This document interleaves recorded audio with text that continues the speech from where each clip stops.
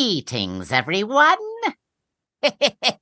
and welcome to I Feel the Need to Stream edition of Monster Party. Monster Party. Monster Party.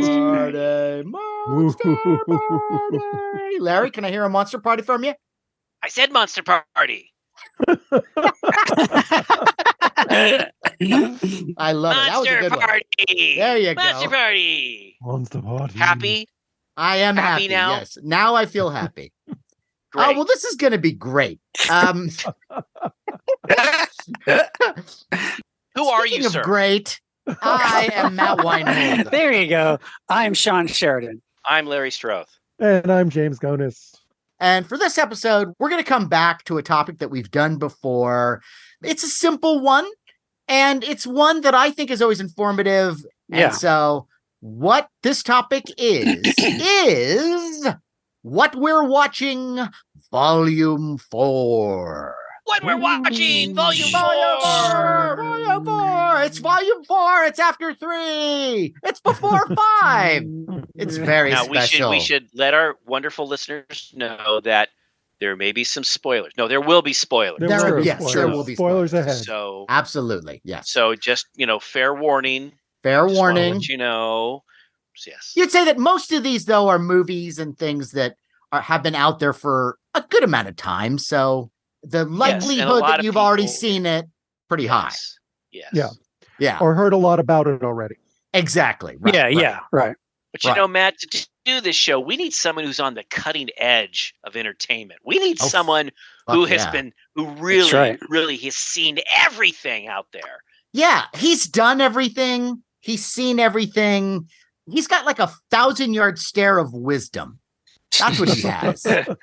And I got to tell you, our guest for this episode is truly one of the gigantic masters of the comic book industry.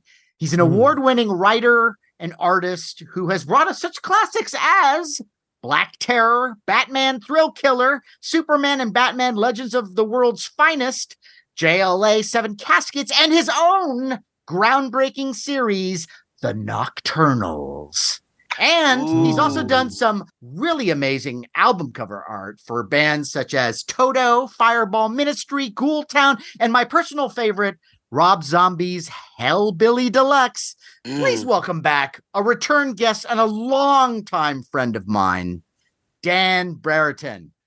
Dan Brereton! Welcome back. Hey guys, thanks for having me back. This is awesome. Always a pleasure. It's just quite an introduction. Thank you. Well, Well, you've done a lot of work, and it's great yeah. stuff, man. Dan, Incredible. Dan, can I ask you? So the Hellbilly Deluxe, that cover art was Basil Gogos. No, it's Basil Gogos did the cover art. you? Okay. But when you open up the CD, there's Right. Oh yeah. Yeah. and the cover of the CD booklet is my work. It's Okay. I have the CD. Yeah. yeah, so, and that was made into T-shirts and all kinds of things. And Awesome.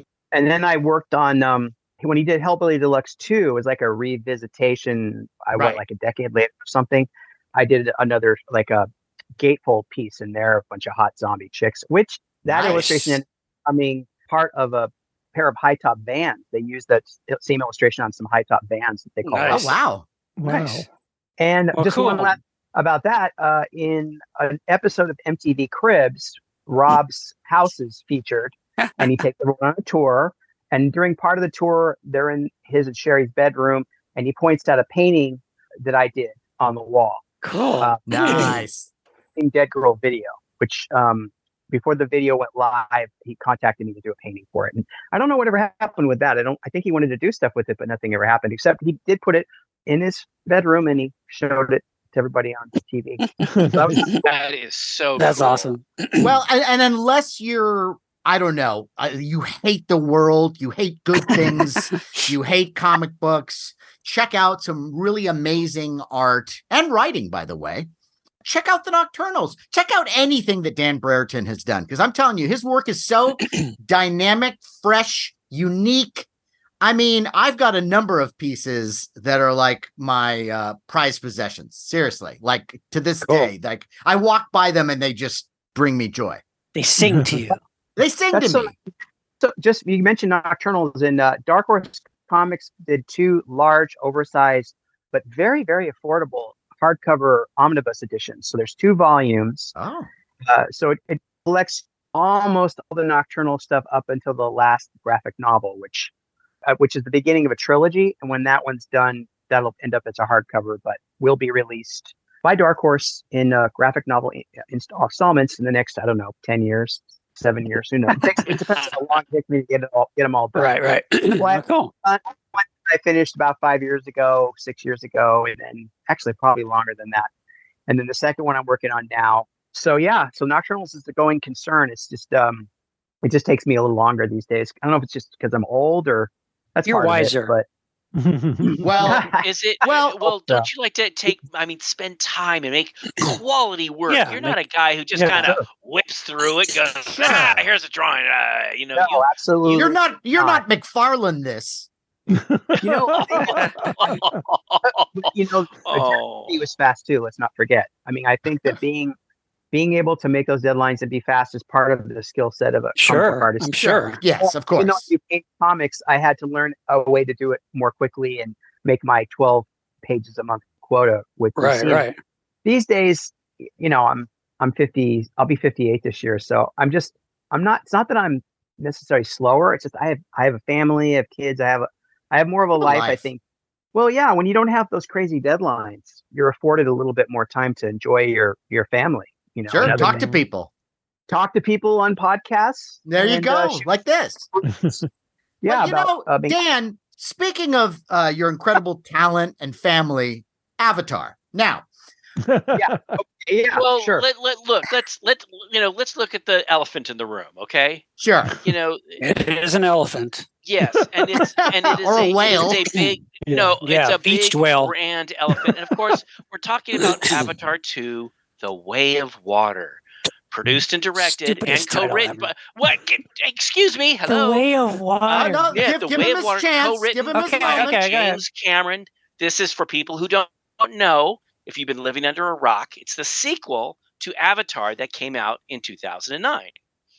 And this film stars, it's like the same batch of people that were in the first one. You've got Sam Worthington, who plays Jake Sully, and Zoe Saldana, who plays Neytiri, Stephen Lang, who plays Colonel Miles Quaritch. And then you have some other people in there, like Kate Winslet and Sigourney Weaver. And I remember when the film was being made, and I heard Sigourney Weaver's coming back. Didn't her character die in the first one? How could she possibly come back? And I think some of the things that they did in the film I thought were really clever and really neat. I didn't know how this was going to happen. So obviously we're going to be doing some spoilers here for listeners. I'm sure everyone knows and we've all seen it. So this takes place 16 years after the first film. So now Jake Sully, And who's now, takes 16 years to watch. Go ahead. No, 16 years later, Jake Sully, he now has a family. He's now chief of the big tribe of the Na'vi. And it's a lovely family. And it's interesting. I mean, they get right to it. He does this narration explaining, how this happened, where they are. No, it was wonderful. And then out of this family of kids that he has, we learn that two aren't really his kids. They're kind of like adopted kids.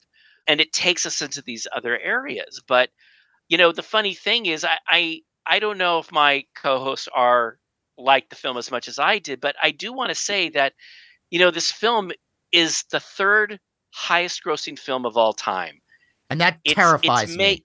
No, but Matt, it has made over $2 billion. And it's like, look, Just think of the third world countries that could have fed with the money. Oh, they spent. Sean, no, but Sean, A movie look, that's all about ecology and nature and But you being see, one Sean- with nature. Sean, that's an idea. And It's murder. An idea. No, Yeah. well, yes, but it's great because there's an idea. I know Sean doesn't like whales, but it's like, Yeah, hey, Sean's famous for where hating did you get- whales. Matt, Larry, where are you getting these ideas from? Don't fucking don't slander don't like Sean whales. Sheridan. Your But it's- harpoon collection. What the fuck are you talking about? You don't even know what you're talking about. You're grabbing things out of thin air. I don't like whales? Yeah, I could have What sworn are you you said talking that. about? Well, the I point said of the movie is like a beached whale. That doesn't mean I don't like whales. Aha! Jesus Christ. Well, look? look. Yes. Look, go you know ahead. what? You've described this movie, and you saw it, I believe, first, and then the rest Yes. of us, because you're like, oh, you got to see it because you're No, commenting yeah. on the movie. I wanted to see. I want to be Wait a part minute. of the You event. you wanted us to see it so we could objectively critique it, and Yeah. so we watched it. Dan, God bless him, we found a little bit before we started here, has not seen the movie. So You dodged a bullet, dude. he never has to waste those Oh, my hours. And I mean God. hours. Oh my God! My Hours. life, taking the both films together, that is like 7 hours of my I life. grew a beard. Jesus I grew Christ! a I beard. could have watched Night of the Lepus 5 times. and Frog. Yeah. Oh my yeah. God. Yeah. Yeah. So the thing is, like, look, I'm gonna start with the pros of this movie. And the main pro, really, the only pro, is that you have to admit that it is an amazing technical achievement. Absolutely. Sure. Yeah. Absolutely. And I would also say that some of the designs, I hate the Na'vi people. I hate the way they Agreed. look. I hate Yeah. everything about them. But some of the other Aesthetically design ugly. work is interesting at times. But could I just start off with one critique? Just one simple critique. You don't have A more sto- good a- stuff to say Well, about no, it. I did. No, that was it. But I don't blame the actors. They were given a terrible script.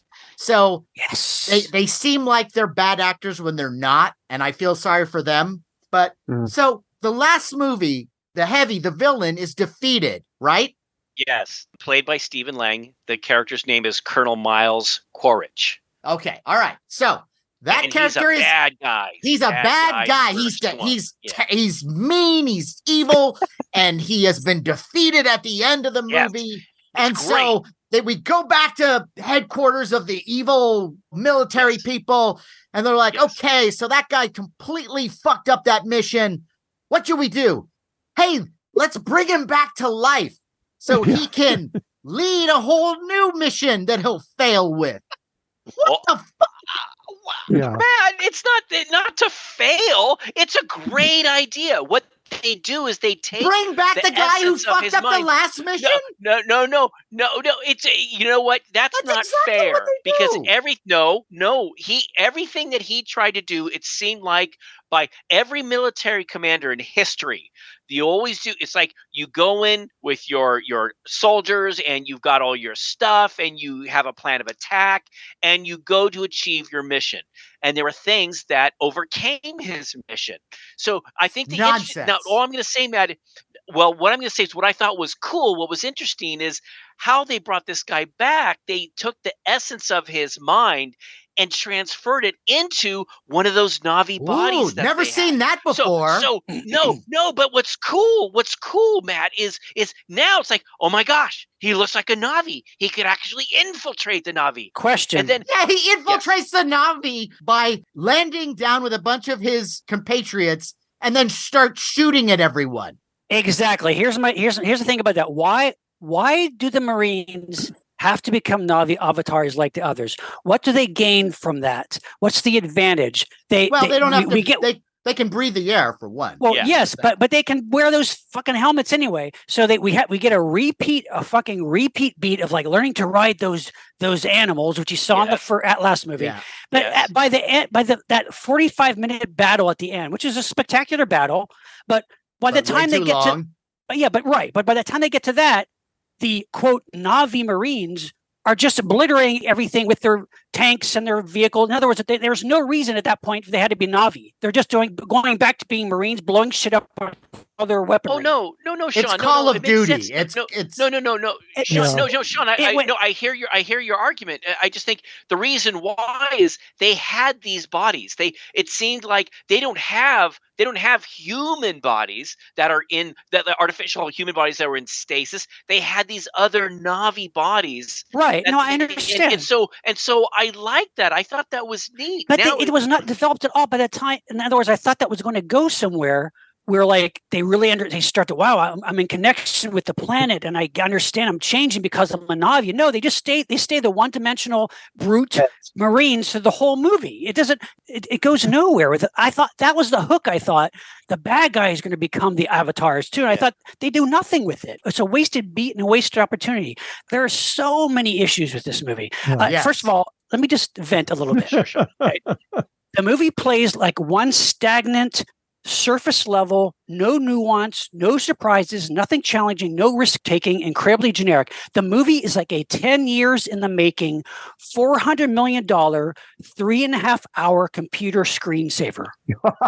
Yes, you know what? My take on it was that it's a 3 hour plus CGI demo reel.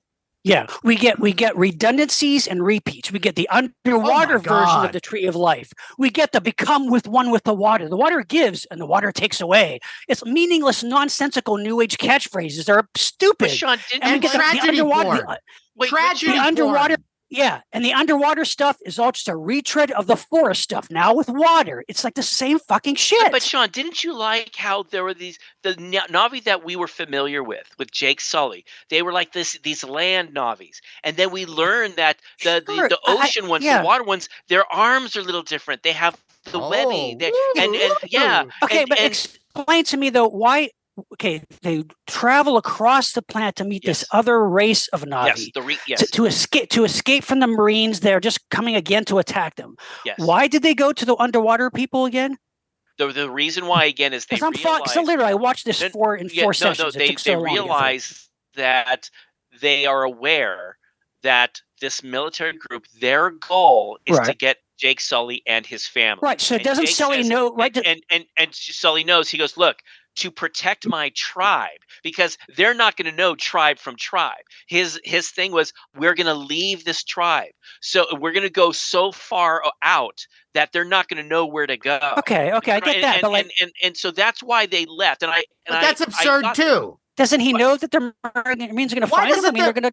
Why doesn't the military just vaporize every fucking village on the planet? Right. Okay. That's another question. Wait, that's another question I have. I have to ask this question. Why are they after Sam Worthington's character? What's the goal?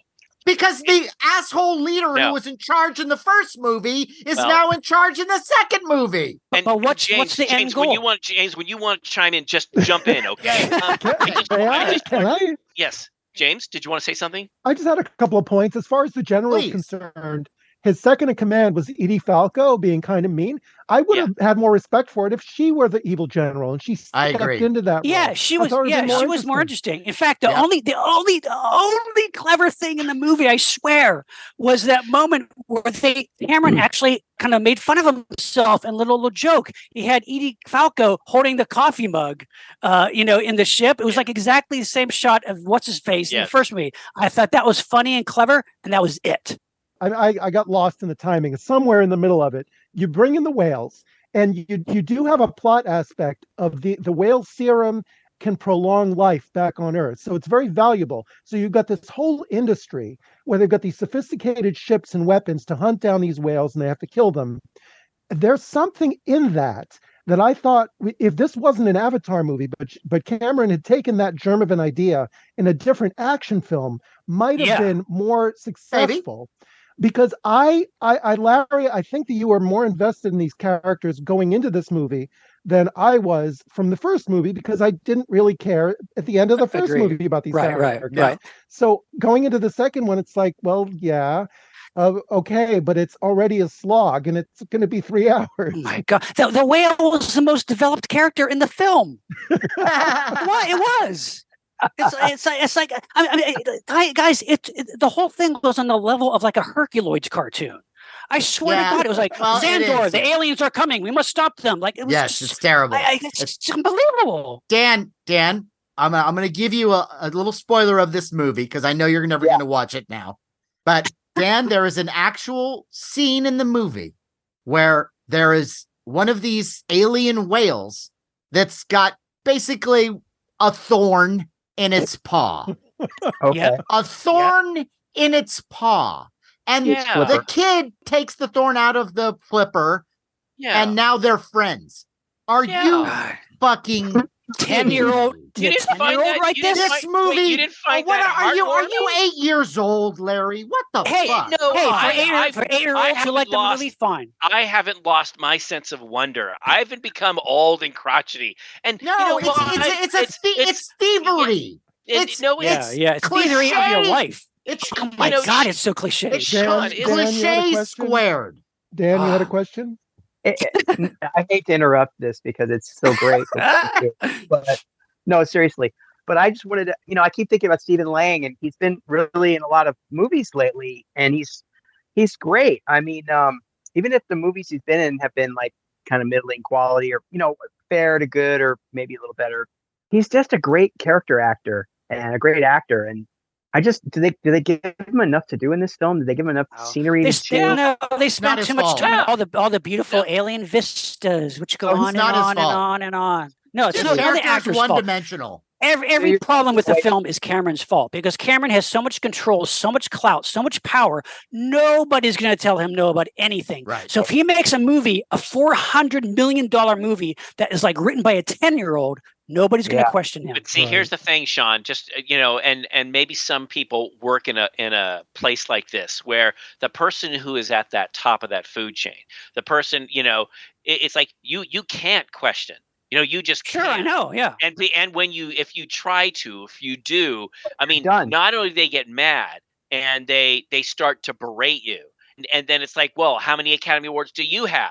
How many millions Sure. of dollars do you have? Well, I don't. I mean, and look, throughout history, we have seen this. I mean, to me, the personal experience I had is, well, through another friend, was the whole George Lucas and the Yeah, Phantom George Lucas is a Menace. perfect example, Larry, of like all the prequels. And because of people Star Wars forget, prequels. people forget that Star Wars, the original Star Wars, it's like, oh, George Lucas is creative genius. Look, George had help. It was like a perfect match with a bunch of people that came in and helped to create this thing. The editors, there were 3, had a lot to do with that film. Right. That's true. Spielberg made some comments. There were other people who made comments. Yep. Lucas had a terrible time writing that script. Right. And it was like he's quoted saying it was one of the worst experiences he ever did because he was the only one who felt he could do it. But there was a bunch of crap in there that the editors and other people helped eliminate. So but I think when you get to Phantom Menace, it's right. And I brought this up on another show. The producer, who actually is an AFI alum, he's in the documentary when they're showing the Phantom Menace for the first time, and everyone's in the room, and they finish the film. The lights come up, and everyone is dead quiet. Everyone's It's Citizen Kane in the back. Yeah, right. He had his hand over his mouth. There was no everyone going, oh, that was great. Everyone was dead quiet, waiting. And George's comment, and it's in the documentary. He goes, well, I guess maybe we bit off more than we could chew. And the point being, when you get to that point, Sean, I would agree. It's hard to criticize someone. Look, he's done a lot of great work. Larry, look. What do you mean it's hard to criticize? Wait, whoa. What do you mean? No. No. I mean it this way. He's done a lot of great work, and sometimes I think what that does to a person also. Cameron is not really known as the nicest guy.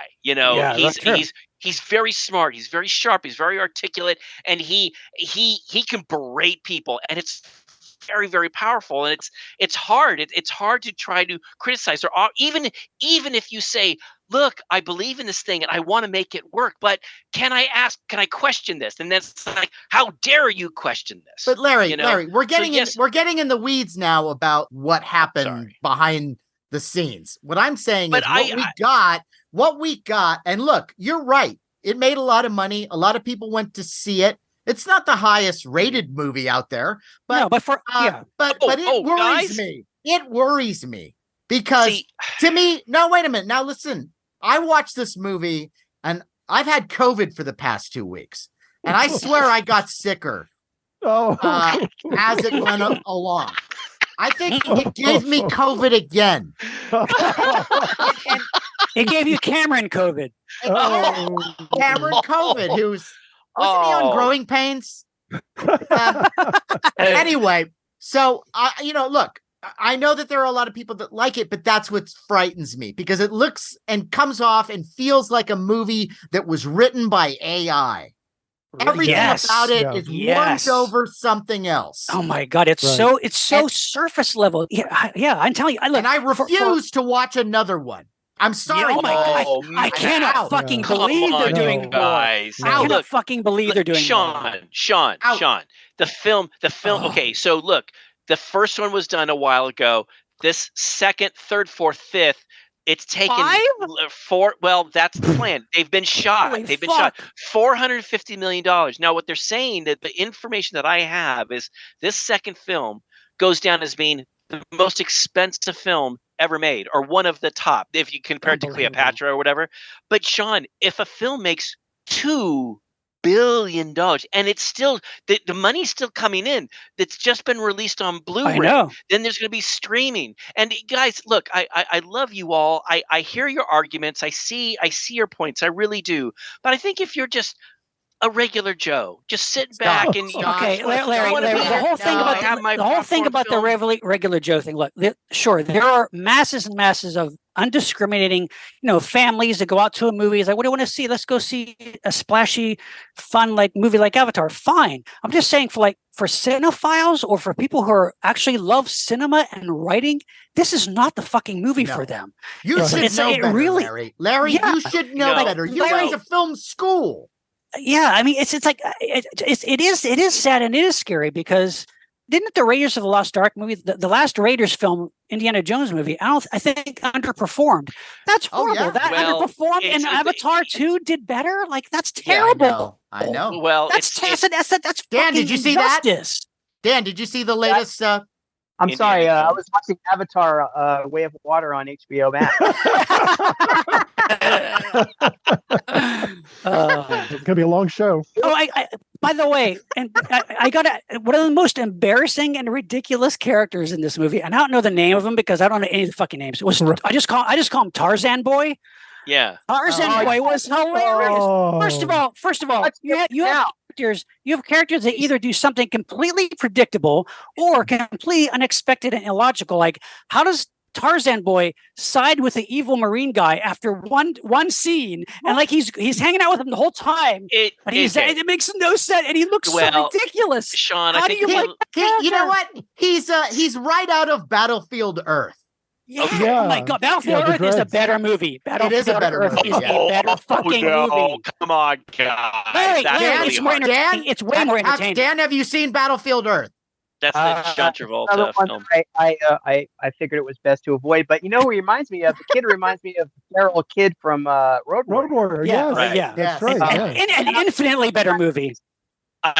Look, in defense here, Sean, just say it takes more than one incident, and it's like the kid didn't have a choice; he had to be there with the. I'm just saying he had. It's tragedy porn. It's tragedy porn. And what they did is they developed. They developed. There's no developing of characters. Yeah, there was developing. There's no developing of relationships. It's paint by numbers development. Oh my! Exactly. The Na'vi get to the Sea Kingdom. Oh, the Na'vi boy looks at the Sea girl. Ooh, maybe there'll be a romance. Yeah, you think? Right. Yeah. Fighting with the other Na'vi teenager. Ooh, you think maybe they'll get over their differences and team up? Ooh, maybe. The whole thing is so fucking predictable. How about the scene where the water kids lure the one other Na'vi kid? It's like, oh, I wonder if he's being set up. Yeah. See, we all fucking know, and they all know, but we don't. But he doesn't. It just makes no. I didn't know that. I didn't know what was in the whale paw. In the whale paw. Hey, who amongst us wouldn't want to do that? Fuck take off. the thorn out of Larry, okay. Did you? So, Larry, you saw this in a theater? Yeah. So you sat there for 3.5 hours without moving and watched this movie?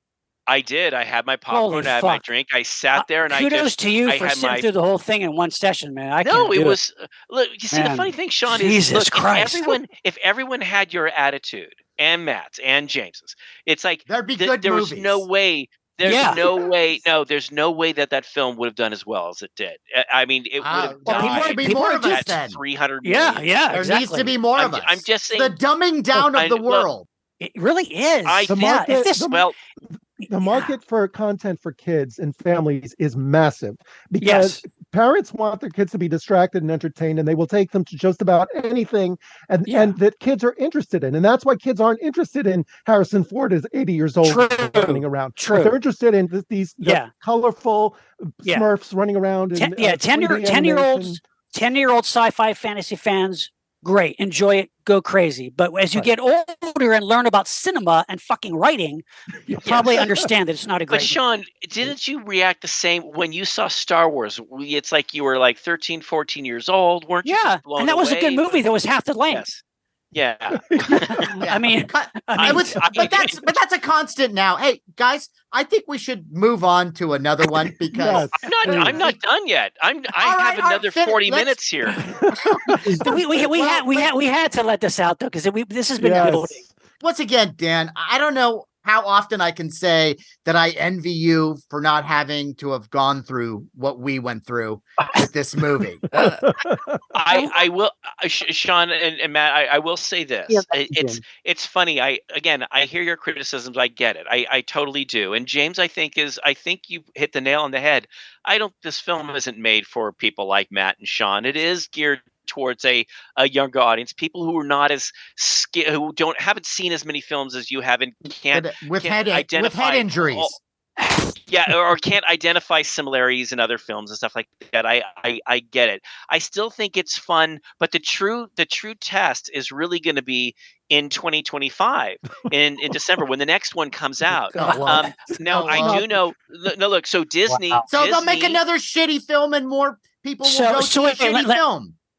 Yeah, let me guess. This one will be all underground. It'll be like underground Navi, right? And then the next one will be like flying Sean, Navi. I don't know. And see, you're asking me. I don't know. I don't know where it's gonna go. Yeah, but I think the fourth one will take place on a giant sandwich. And there'll be a tomato slice of life. Look, there is some neat stuff in there about family. There's some great stuff about ecological stuff in there. I know, Sean, I know. But I guess the true nature will be in 2025. Look, we know that Disney has already created in that Animal Kingdom. There's a whole Avatar ride, and look, to maintain that ride, to make sure that people go, oh, let's go on the Avatar ride. You want to keep Avatar current. So it's a huge investment. I think they're very, very happy with how this second one is. Of course they are. I mean, what does that mean? That doesn't mean what is that? What is that, Larry? I don't give a fuck how well they're doing. They made a shitty movie. Why is it? And I'm sorry that the world has been dumbed down to the point now where a 3-hour plus masturbation fest of CGI is what we get. Filmmaking is over. You know what? It's true because for all the money spent on it, it still looks like blue CGI people. I'm sorry. That's what it is. So for the listeners at home, so you get a feeling of what we think about Avatar. I think they get a sense of it. Yeah, Dan. Now we know that you did see Guardians of the Galaxy Volume 3. Oh yeah. One. Why don't you start us off with that? Give us your impressions of that film. Guardians of the Galaxy 3. Volume 3. That's right. Volume 3. So I was so anxious to see this movie that I rewatched the first two films several times in the months building up to Guardians of the Galaxy. And I didn't actually get to see it when it first came out because I was in Italy. I was at the show at Lake Como Comic Art Festival in Italy in May. Oh, wow. And I actually put myself on a month-long lockdown before that show so I wouldn't get COVID again. Got it. Because I missed it. The same show last May because I got COVID like less than 2 weeks before, well, a week before the show. Did you get it from Avatar? So no, I got it from, I went to a crowded rock club in Sacramento and saw Jerry Cantrell's band play with my son and that'll do it. Friends. And I was the only one wearing a mask, except for my son and his teenage friends, and I was the only one that got COVID. Oh my gosh! But really didn't. It was a great show. But if you're Alice in Chains fan, anyway, so I didn't want to miss it this year, so I put myself on a lockdown for a few weeks before the Italy trip, and so I knew I was going to miss Guardians of the Galaxy 3's premiere, and I was bummed. I was so anxious that because there was so much stress around the Italy show, because I get stressed out about like long airplane trips and stuff like that. I was like in a Guardians of the Galaxy kind of bubble for like 2 Okay. months. Because you like the first Just because- two. Yes. Yes. In fact, they're among favorite Marvel films. Me too. Mhm. Well, the first one. To me, the first Just one because is I don't- one of the best Marvel films they've ever done. Agreed. Yeah. One of the things about those films for me is that, okay, I grew up reading the Guardians of the Galaxy comics. Well, when they would show up in comics, Wow. they never had their own. Right. I was reading those books in the Bronze Age in 1974, 75, and Wow. Right. they would get far here and there, and the team was different, and that was my jam. So when Guardians of the me Galaxy too. comes out, I don't relate to those characters, and very few people do, and which is great because I'm not Right. comparing them constantly to the stuff I Right. grew up with. Right. I'm like, Right. okay, that's Rocket Raccoon, Yondu's different, okay, whatever, but the stuff just grows on you. So as a big fan of that stuff, I couldn't wait for the third film, and it didn't disappoint at all. The third one James did not Gunn- disappoint at all. Oh, not to me. I mean, I see. no, I enjoyed it. Continue. It's not my favorite of the okay. Okay. It's not my favorite of the three. And again, I've only seen it, I think I saw it 3 times in the theater. I haven't watched it since it's been Wow. on streaming. Wow. But I mean, yeah, I liked it. There are things about it that, like, okay, it took me a while to get used to the whole Adam Warlock thing because that's not the Adam Warlock that I grew up with. Right. I would- Exactly. I would think that was one kind of knock against it. But when you realize that in some ways they pay some homage to him, that's the Warlock's original name when Kirby created him. They called him him. And when he was first created, before he was Adam Warlock, he was a kind of very rudimentary life form who was like a child. And when he saw something, he would take it. He didn't understand morality the way that even an older child would. And that was something that they did capture with this character in the film. And so I was okay with that.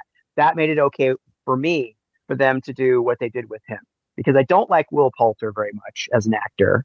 That was my problem. And when I saw that they had cast him, I was like really bummed out about that. But again, this happens all the time where I get bummed out about the casting, and then later on it turns out it's fine. It's like Chris Okay. Hemsworth. It took me a long time to get used to the fact that he was Thor, but that's the Thor of the movie. Right, That's not right. the Thor of the comics. Yeah. You know, and it's okay to have these different alternate variant. It's like an alternate universe. You know, Yeah. Right. The movie Um, universe. it's all- Yeah. not to run on about it, but for me as a kid, the Marvel Universe in 1975 was an alternate reality for me. Now, I didn't realize that then, but that's where I escaped to. I went there to escape a lot of the stuff in my reality as a kid growing up in the suburbs. And because they did such a great job of tying everything together in the Marvel Universe, you did feel like you were going into another world. And that's a really high standard to hold all these things up to. So I let them off the hook, and I go, okay, I'll go watch Shang-Chi, and I'll give it a chance. I know it's not the one I grew up with, and I liked it. I thought that movie had some really cool stuff going on in it. Is it like the stuff I read when I was a kid? Nothing like this stuff, but that's okay. It was a whole The other spirit thing. of it. Yeah. It's a good film, and I think people who haven't seen it, who for whatever reason haven't yet, really should do themselves a favor. Instead of watching Eternals, maybe you should watch that film. Oh God. Tell me Was about that? How bad was I that haven't movie, by the way? it. Oh my I haven't God. seen- Oh my God. I never saw. No, seriously. Like I have not seen it. So There's certain things that I know not to see. Okay. So Matt, I suspect there's been some conversation about Guardians of the Galaxy 3, and you're going to clue me in on your take. here's the thing: is that I love Guardians of the Galaxy 1. I think it's actually, I think, one of the better modern sci-fi action movies made. Like Agreed. it's one of my Agreed. favorite MCU films. The tone of the first movie is perfect. The balance of the humor to the characters, a lot of the humor is character driven. The designs are wonderful. The music is perfect. Yeah. And Sure. the problem I had with the second one was, although I did enjoy it, I felt that someone got the note of like, oh, they like it because they're funny. Let's make them funny. So it got a little wacky and zany in the second one. And I did not care for that. Indulgent too. Yes. What you know, and- what you start seeing with the Christmas special is that they start doing this comedy routine with Drax. And Oh, Drax that was terrible. Well, since that Christmas thing, not so much the second film, but I think since the Christmas special and then with Guardians of the Galaxy 3, Drax becomes kind of a one note. Yes. And except when he's having some character moments, he laughs at everything. It's a little much, and he wasn't like that in the first film. He was a little angrier. No. He's a little sadder. Yes, of Yeah. course. We There's go a through balance, character. you know? Mhm. He has the family now. These people are his family. He's happier. I get it. They're all happier. That's cool. But there were a couple times where I felt like maybe they could have not done that one. They could have done, like little Drax moments they could have just cut out. I would have been fine with them not being in there. But that's very small. But Dan, my big thing. Two things. Disney loves to freeze people in space and almost kill them. True. And Disney which annoys me. Loves, Disney loves putting the same kind of monsters in every movie that are a big tentacly mess with basically a ball with some eyes or Yeah. Sort of a Lovecraftian. But they're not even Lovecraftian because they're just like a ball with teeth and It's tentacles. their take.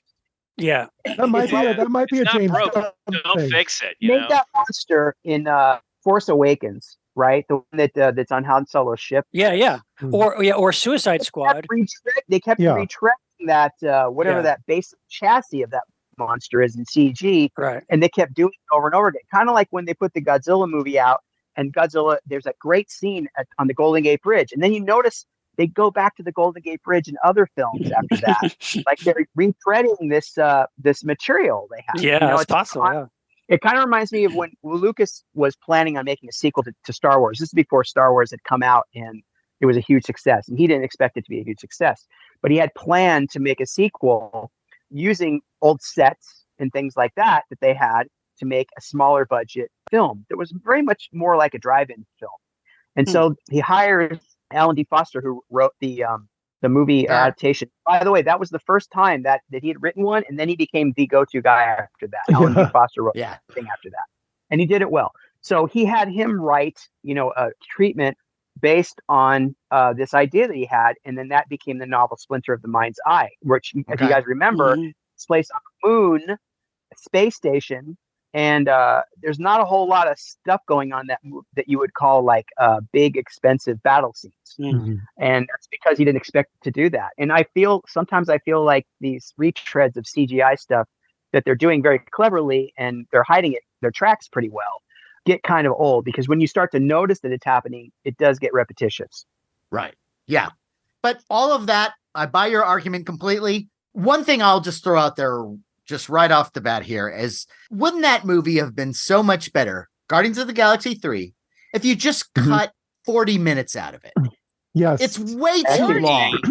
Like It doesn't need to be that long. No. For that Neither did the story, second one. The second one was too long too.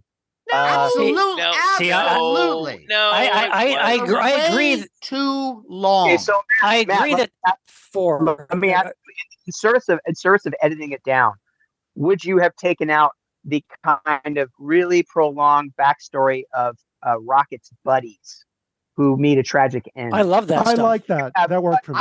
I would have trimmed it. I would have trimmed That was the some of it. strongest elements. That was some of the strong. Yeah. That's why you were invested to me for this one, because But Sure. I'm not saying get rid of it all. I'm saying just trim it a little bit. And then I would have trimmed a little bit, and I would have absolutely removed the near-death experience, which was also the terrible. Nathan Fillion show. No, It seems like it became the Nathan Fillion show partway through the movie. terrible. When in the can't remember what it was called, the Orgatron or sorry, that's not it, right? You know, talk about yeah, that. yeah, kind of- Gasmatron? that, like, security base, the security base that had a crash Fillion, into. Nathan Fillion, very funny. Obviously, James Gunn was excited to have him in a film, a Guardians film, and I felt like it was good and everything, but like all It's that not stuff good. combined, I think I didn't mind that. It's like, I'm surprised. Oh, it was terrible. the second movie was so unfocused, so all over the place, and to me, that movie dragged. The third one, there's an impetus because, like, okay, Rocket is dying, so you're invested. Like, they're going to go out and it may be a little bloated, but it's not. But it moved to me way better than the second one. Of course, it's not as good as the first one. I agree. No, But it is a good sequel to me, way better than the second one. Yeah. I loved all the stuff with. See, this is the thing. They finally got off the look how cute Groot is, because that was so overdone in the second one. He's So so bad this in one, this one, though. it's okay. He's more background character, but it's not Rocket stuff was great. Rocket stuff I is thought great, Rocket but stuff was come on, great. the near-death experience when all of a sudden he's in the white light and here comes his old animal friends, and like that was insulting. How terrible that was, and then the stupid comedy with Nathan Fillion. That didn't move you. That wasn't that. See, that could have that could have gone on so much longer. I thought it was was not as nearly as bad as like again. I bought it. All the so he's seeing all his friends in the little afterlife tunnel. Come on. Matt, what would you have rather had? You have no heart, sir. Here's one of my major problems with the movie is that there is a hyper sentimentality to it. That what it does is it takes away from genuine emotional moments because everything is so drenched with sentimentality. I don't know how many times, especially toward the end where everybody, we're a family. Okay, I get it. But if you said that once where it actually mattered, that would be a more powerful moment instead of just sprinkling it all the way through the film. See, but that was balanced like a Hallmark movie.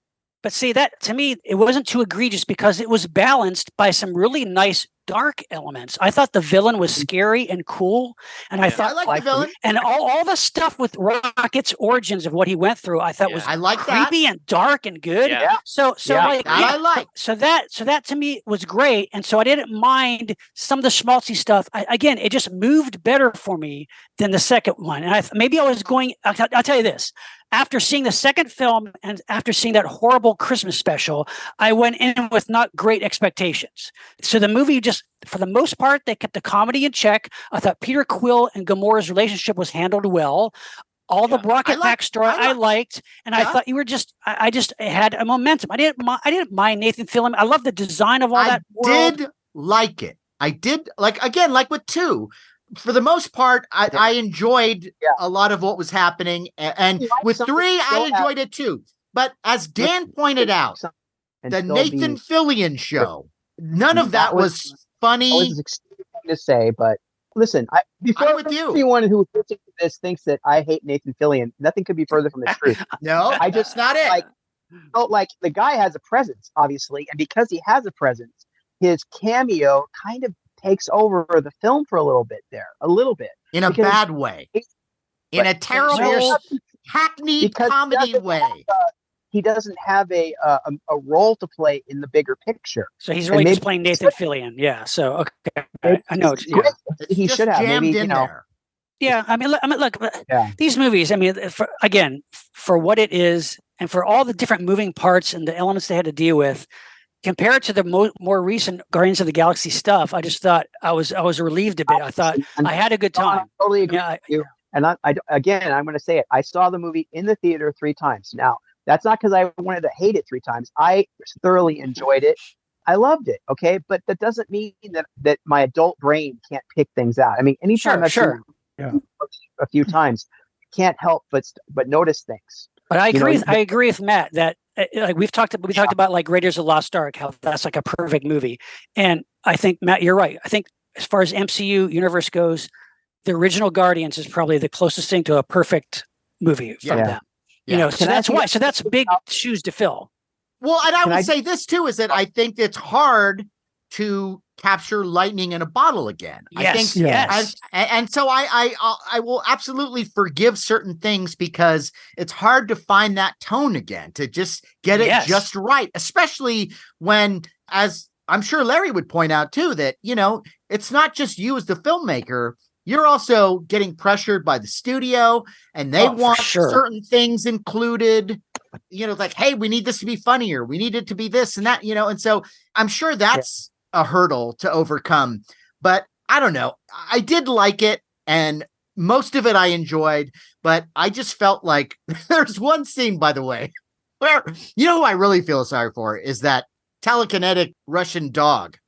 Because that poor sap, that dog is trying to keep two ships together.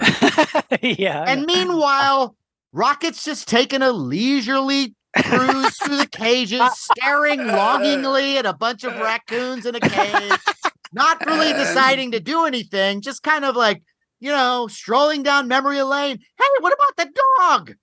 That dog destroys a creature in the film who is super powerful. That cybernetic mess that they sent out with the hawk head. Yeah. That was the partners with the pig I woman. love that guy. Yeah. I love that creature. He was so powerful. And there's some amazing designs. Powerful. Yeah. Yes. And it's interesting that it was the dog that she took him out. Because again, she's ridiculously powerful too. Yeah. You wonder about certain things in the film, and it's like when everyone has really super powers, it kind of ups the ante more and more. Yeah. It makes it tougher to write a story where everyone's utilized properly. And also, if you go back and, well, this guy could do this, maybe he could have done that, or she could do that. One thing I also try and keep in mind is the fact that this film could never have been made anywhere at any time if it wasn't for the fact that it was a Marvel movie. That goes back to the first one. How did that movie get made in the first place? How in the world did Guardians That's a good of the Galaxy? point. Yes. Yeah. Right. Yes. So unique in its way. I mean, a bunch of alien characters, and I mean that in and of itself is like a miracle. And also an unknown property. Right. Yes. I'm jumping on top of that too. James Gunn is really good at like you saw this in the Suicide Squad film too, just like creating these visuals that you just don't expect to see. Like he's able to make movies where, like, if you were to tune into it in the middle of it, you're like, what the fuck am I watching? Like, it's so bizarre. And just the designs, like he has an eye for the surreal and the bizarre that somehow kind of he fits into like a realistic scenario. And like, he's really good at that. So, yeah, I mean, and then he manages to counterpoint it with perfect humor. Like, when it works, right? Yeah, like except in this movie. Well, there might have been moments, but if I can throw in a couple of critiques here, I know we disagree on the second one. I actually am fonder of it, not as much as the first one, but I like the second one more than the third. Really, more than the first? More than the third. Get out. No, Get out. I like the third. I like the third. I thought the second and third both should have been trimmed by about 40 minutes. That's pretty much all Marvel movies everything now. Now. Really, every movie. Yeah. And this is going to be really superficial, but what I missed in the third one that I enjoyed in the first and second one was because Peter Quill depended so much on that vintage cassette and that playlist. I missed the 70s songs. And James? I know that by the third I totally agree with you. Thank you. Well, by the third movie, okay, they've already been in Endgame and everything, so they have access to contemporary music. Right. So they don't need the oldies in the third one, but I missed that. Yeah. I wanted the oldies. That was a great part of the fun for the first and second movie. Yes.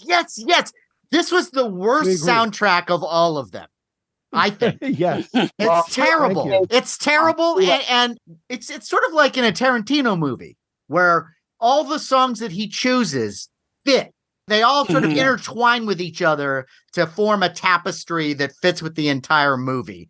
And I felt that's what the first playlist did in the first film. Then the second one, it starts to veer off a little bit. And I think if you kept that thing where he's like, it would have been great to see Peter Quill as, he listens to some music that's a little bit later and he's like us, where it's like, oh, that just sounds like crap, Right. Yeah, he's used to this certain type of music. And so he seeks that's more true. of that out. And I I agree. think That it would have be been a nice continuity to have in each movie, to have it always be that period. Because it's not like there's a lack of music. There's a deleted scene in Volume 2, and it's an extension of the scene where Kraglin gives the Zune, which is kind of like a proto iPod, to Peter and says, here's a bunch, it can hold 300 songs. And then in the extended version, he starts telling him what he likes. Kraglin starts telling him what he likes about it. And he points out a couple of different songs. They don't end up being in the new movie. But I think it's because the Zune had come out, at the end of the 90s or the early 2000s or something, that they kind of thought, well, we'll put some of these 90s songs in. But right.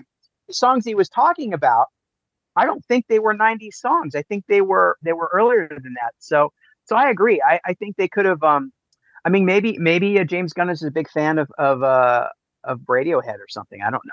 I mean, but well, Yeah. and I know a lot of kind- people are, but like Radiohead, even though considering the year that we live in now, that's considered older music.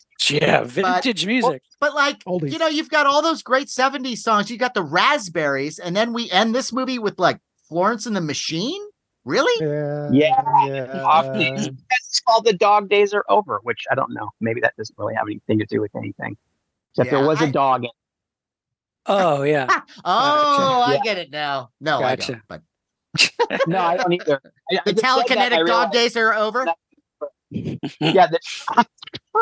Well, you know, the thing is that is kind of a feel good song, but I remember that. Okay, that goes back to 2012. That was a hit in 2012. So all the would way he have- back to 2012. Yeah.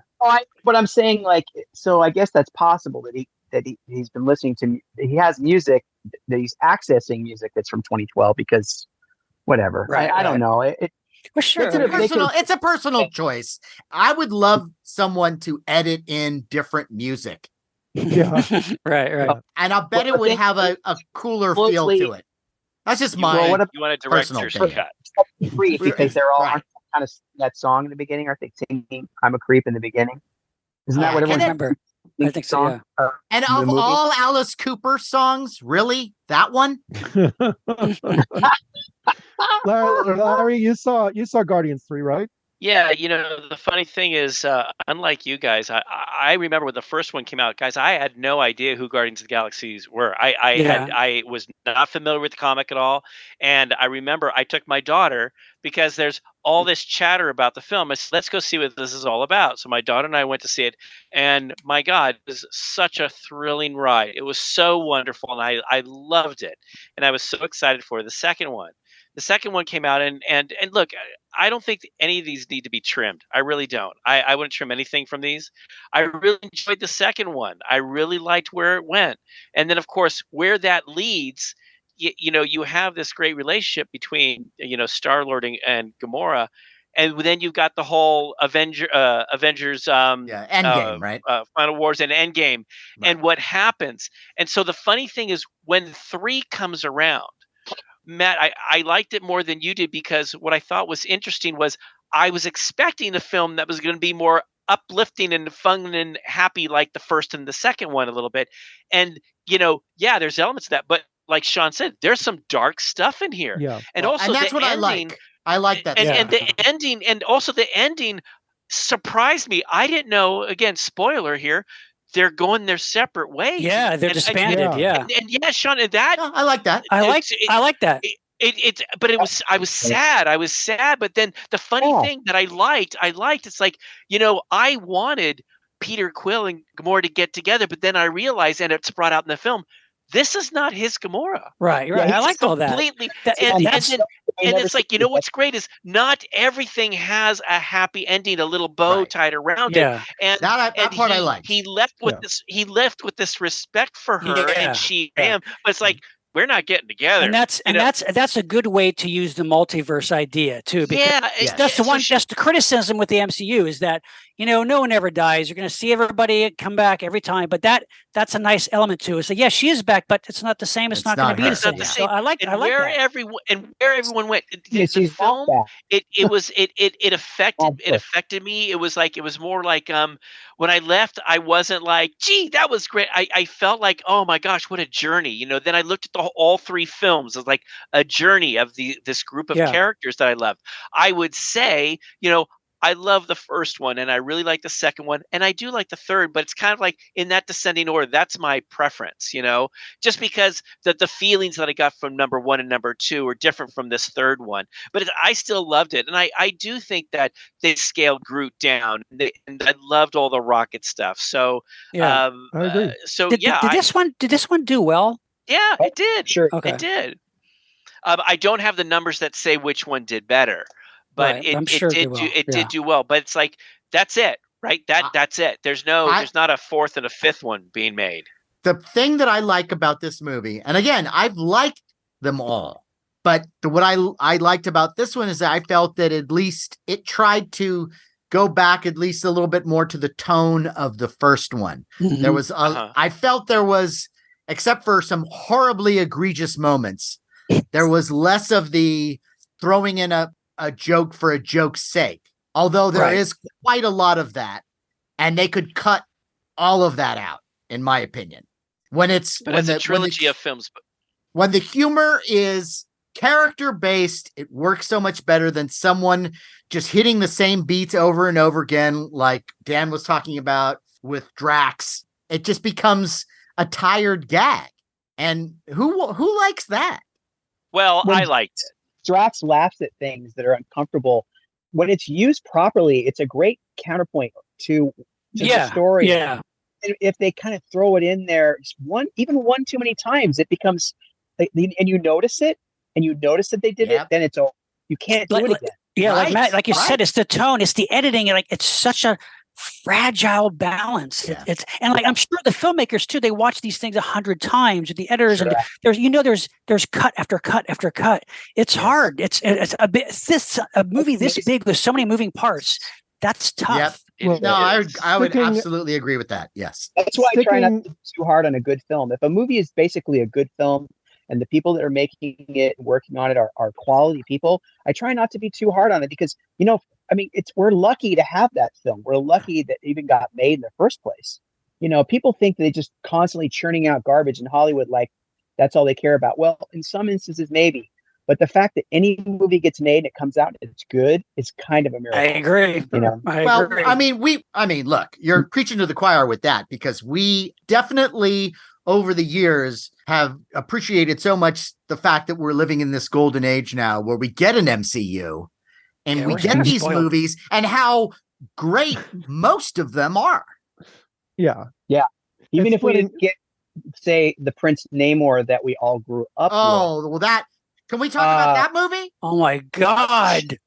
Sure. What was that movie called again? Wakanda. I'm sorry. It was Wakanda Forever. Wakanda Forever. And boy, that was some rough going. And I was ready to like that movie. Me too.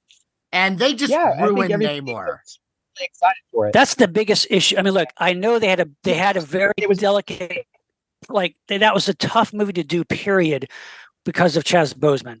But I think so they gave it their try, but the biggest mistake of that movie is ruining a great Marvel character of Prince Namor. I will say that the idea behind the Namor of that film and the culture and the fact that they were from the Mayan world, I guess, I love all that stuff. I think that what Marvel is doing and trying to create a global feel of these characters and the world that they're in is great. I'm totally all for that. But why does it have to be Namor?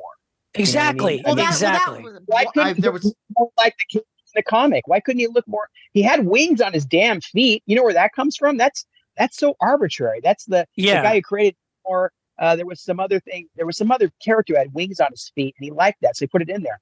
I mean, that was really kind of. I was like, wow, they got the wings on his feet on there too. Oh, that's interesting. Okay, fine. But why couldn't you make him look a little bit more like Namor?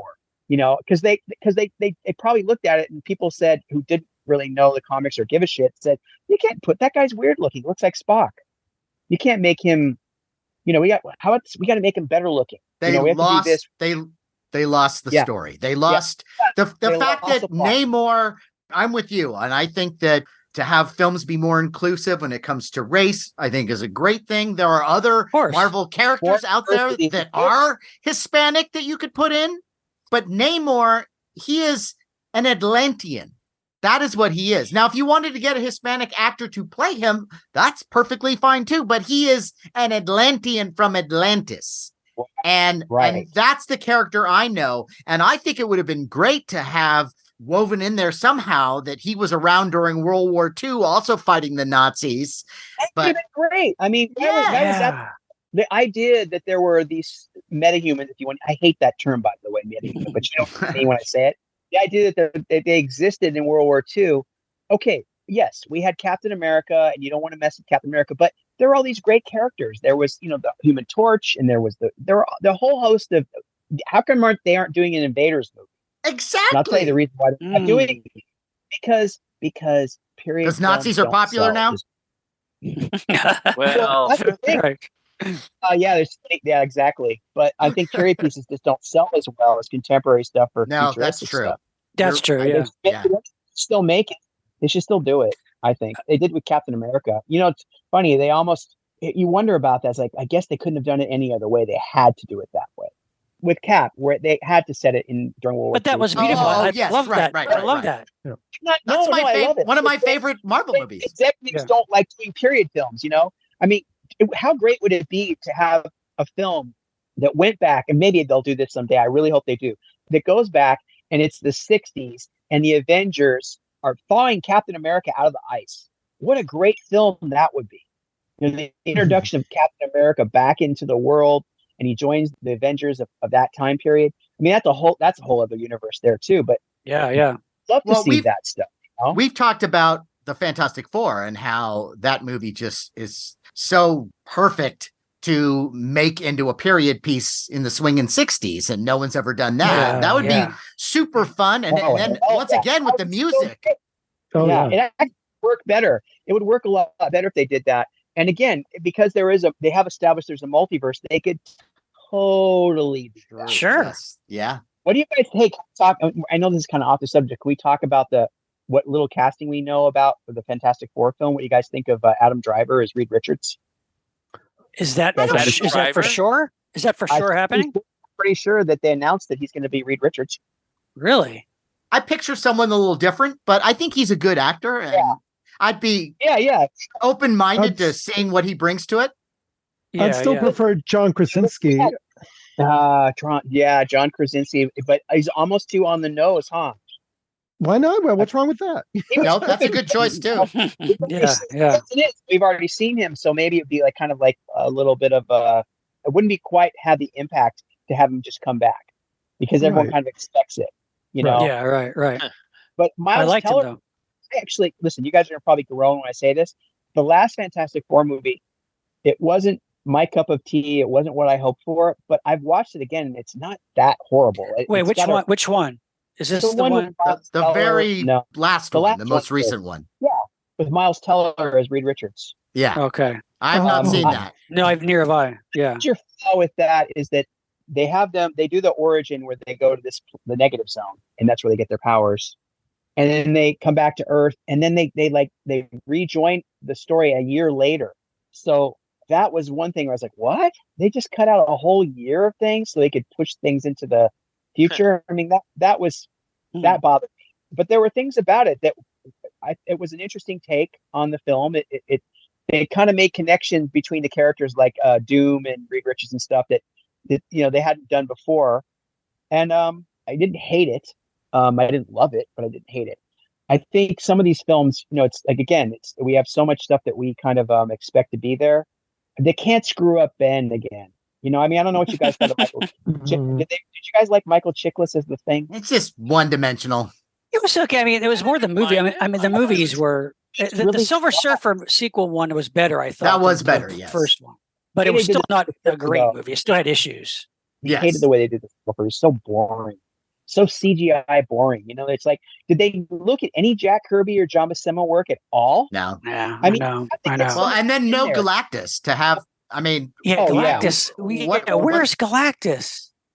He'll show eventually. Where is the Jack Kirby movie where it's just all those designs? Well, that's like that's the new gods. The new the 60s Fantastic Four movie should be Kirby influenced. Exactly. Yeah. Right. Yeah.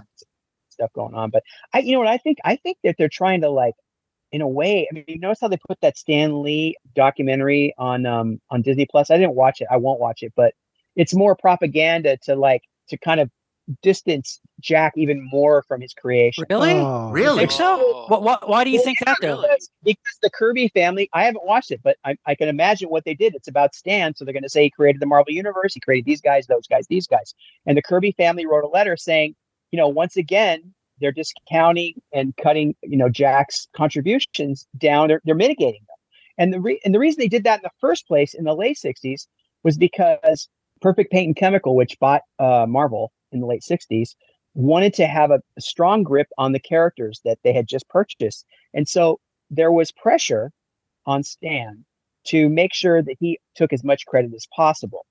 And the contrast to that is an interview in 1962 where Stan is saying, I can't keep up with Jack.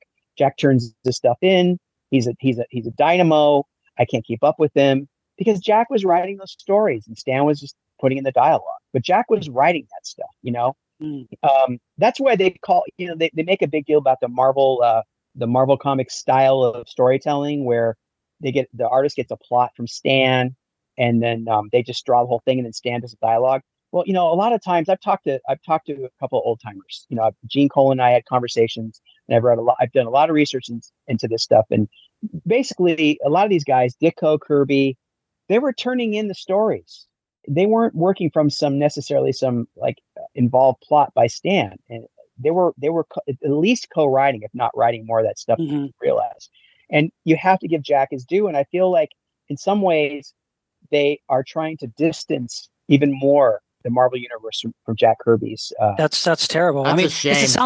it sounds like the Bob Kane Batman Bill Finger thing. right. Yeah, right. Yeah. Very same situation. I mean, or the Walt Disney iWorks thing. Yes. You know? right, Yeah. right, Yeah. right. Been going on for a long time. It was going on before Jack Kirby created the Marvel universe out of a necessity, because Marvel was going down the tubes. They were losing money, and they might not have lasted much longer. And Jack had been talking to them about let's do superheroes, you know. And finally, Jack says he didn't have a relationship with Martin Goodman, but Stan did, because they were related, I guess. And so Stan finally, because they didn't know what else to do, they got the okay to try these things. And Jack, in a kind of a burst of creativity out of need and necessity, creates all these characters, basically the Marvel universe. I mean, he even comes up with an idea for Spider-Man. It gets changed over time, and Steve Ditko takes over and makes it amazing and brilliant. But, you know, without these guys, you don't have Marvel comics. You don't have superhero comics the way we know them. You know? Yeah, no, it's true. I mean, Guy, if there's any time where you could, with the technology, where you could do a movie in a Jack Kirby universe, it's now, you know, to like make everything look like a Jack Kirby comic. Yeah. It would be amazing. You know, his stuff is so distinctive, and you know, the second you see it, you know a Jack Kirby panel. Yes, he had the New Gods going in his mind in like the mid 60s, and this guy he leaves Marvel because he said in an interview that he felt that you guys know the book What Makes Sammy Run? Oh, yes, sure. He's telling an interviewer that when he realized he had to leave Marvel in 1970, 71, he walked into Stan's office, and Stan is sitting in the dark, and he's talking into a recording device. And he said the things that he was saying were strange to him and not, I guess, upsetting. He doesn't say upsetting. Jack is always very mild in interviews. And he wouldn't get into the specifics of what Stan was saying. My theory is he was writing Origins of Marvel Comics through a recording device where he takes credit for all these things. And Jack said, I felt that I'd lost association with my characters, and I felt that I'd created a Sammy. And Sammy, in the story What Makes Sammy Run is Bud Schulberg, by the way. Well, you want to tell people what that is? You know what the basic gist of What Makes Sammy Run is? Well, I mean, in a nutshell, it's the rise of this guy who's just this ruthless show business ladder climber who will do whatever he can to get on top, and even, of course, turn on the people who helped him. Well, it's like he basically takes credit for the work of others. Yeah. That's what drives him to the top of the heap. And Kirby said, I felt that I had created a Sammy and that it was time to go. He couldn't hang with that anymore. And when he says I created a Sammy, he's talking about Stan. And he comments on it in Miracle Man with the creation of the character Funky Flashman. But the whole reason I brought this up is because Kirby's imagination was so fertile. He created so many things. He goes over to DC, he does New Gods, he does Commandy, Demon, Mr. Miracle. Then he goes back to Marvel and he does Machine Man, Devil Dinosaur. He's writing a Black Panther and Captain America. He does 2001: A Space Odyssey as a series. I remember that. Wow. Oh yeah, that was amazing. And he had to contend with a kind of a new breed of comic book guys who were coming in and doing stuff that was a little more cutting edge, you know. And he felt that he was at odds with those guys. He felt they were trying to push him out. because if you look at what was going on, you had Starlin and Englehart and Marv Wolfman, and here's Jack Kirby just chugging away, just doing all this great stuff, which they are now cashing in on to the tune of billions of dollars, billions and billions of dollars. And the Kirby family, when they finally settled with the Kirby family, the number I heard was 60 million, which is a drop in the bucket. Sure. When you think about it. We're comparative to, I think that eventually we will get those Kirby movies and it'll be wonderful, but it's such a shame that the family and especially Jack didn't get that kind of recognition when he was alive. I mean, sure, he had, obviously, I mean, I remember meeting him for the first time at like Baycon in the Bay Area. wow. And almost losing my mind, like, oh my God, he's right here. And he signed my 2001 Space Odyssey treasure comic. Nice. Oh, And nice. I still have that. But it would have been so great to have seen him get that kind of money and recognition. Exactly. He deserved it. And he worked really hard for it. And, he said he always got along with Stan. He liked working with Stan, which he was always a gentleman. He was always a gentleman. My appreciation for Jack Kirby has always been way up there, but it's been growing like exponentially the more I read about this guy and the more research I've been doing about it, like his time in World War II and all that kind of stuff. There's a great, by the way, this goes back to the topic, what we're watching. There's a great documentary it's streaming called Jack Kirby Goes to War, which you must all watch. Oh, Okay. really? Cool. Yeah, definitely. About his time in the European theater. And it's actually a pretty well done documentary. What's it on? I can't remember, but it's on one. We'll it might be find on. Yeah. It's just It might type be it on. into your- I think it's on Streamberry. Oh, wow. Okay. I saw it in- That's an in joke. Oh, stream. It's from. Oh, that's right. It's Yeah, from right. Black Mirror. Black Mirror, right. Got me. But yeah, if it's not on Streamberry, then you can probably find it on the others. I just would type it on a Roku and you'll see where it's free. But I it's heard about pretty it great. first on Friendface. Sticking with comic books, has anybody seen The Flash? Yes, No. I saw. I have saw not. I'll see it when Guys? it comes on our streaming. Michael Keaton is so great in that movie. I wish they had just made another Batman movie. He's so great. The screen crackles when Michael Keaton is on it. Is he in it a lot? He's in it Quite a bit.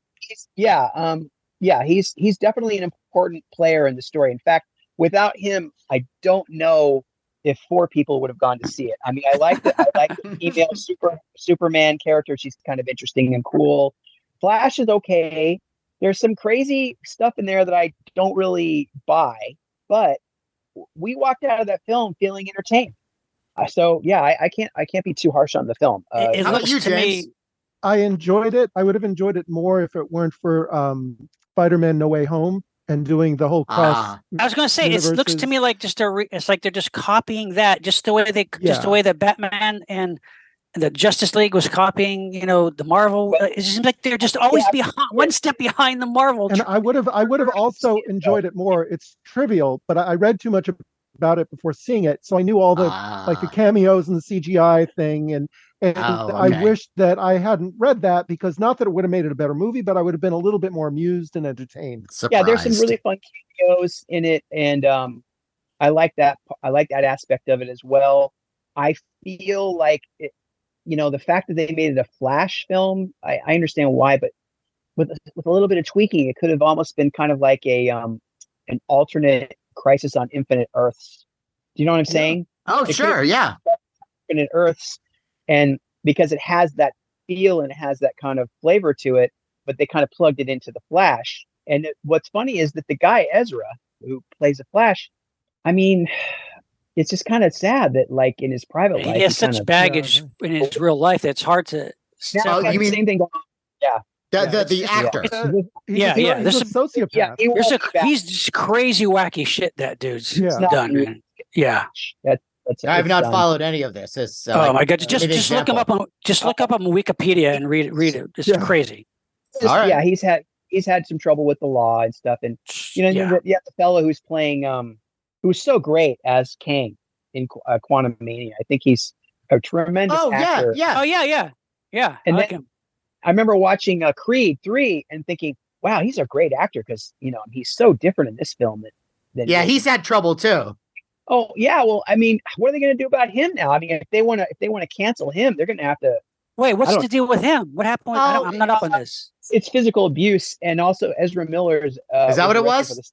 Ezra Miller was also arrested for attacking at least one woman and some other things. Oh, Good and Lord. there's stuff with children. It's like it's fucking nuts. Bunch of It's- times. I hadn't heard that, but yeah, he's just a kind of like a out of control dude. I'm talking about Ezra, out of control, and I think Right.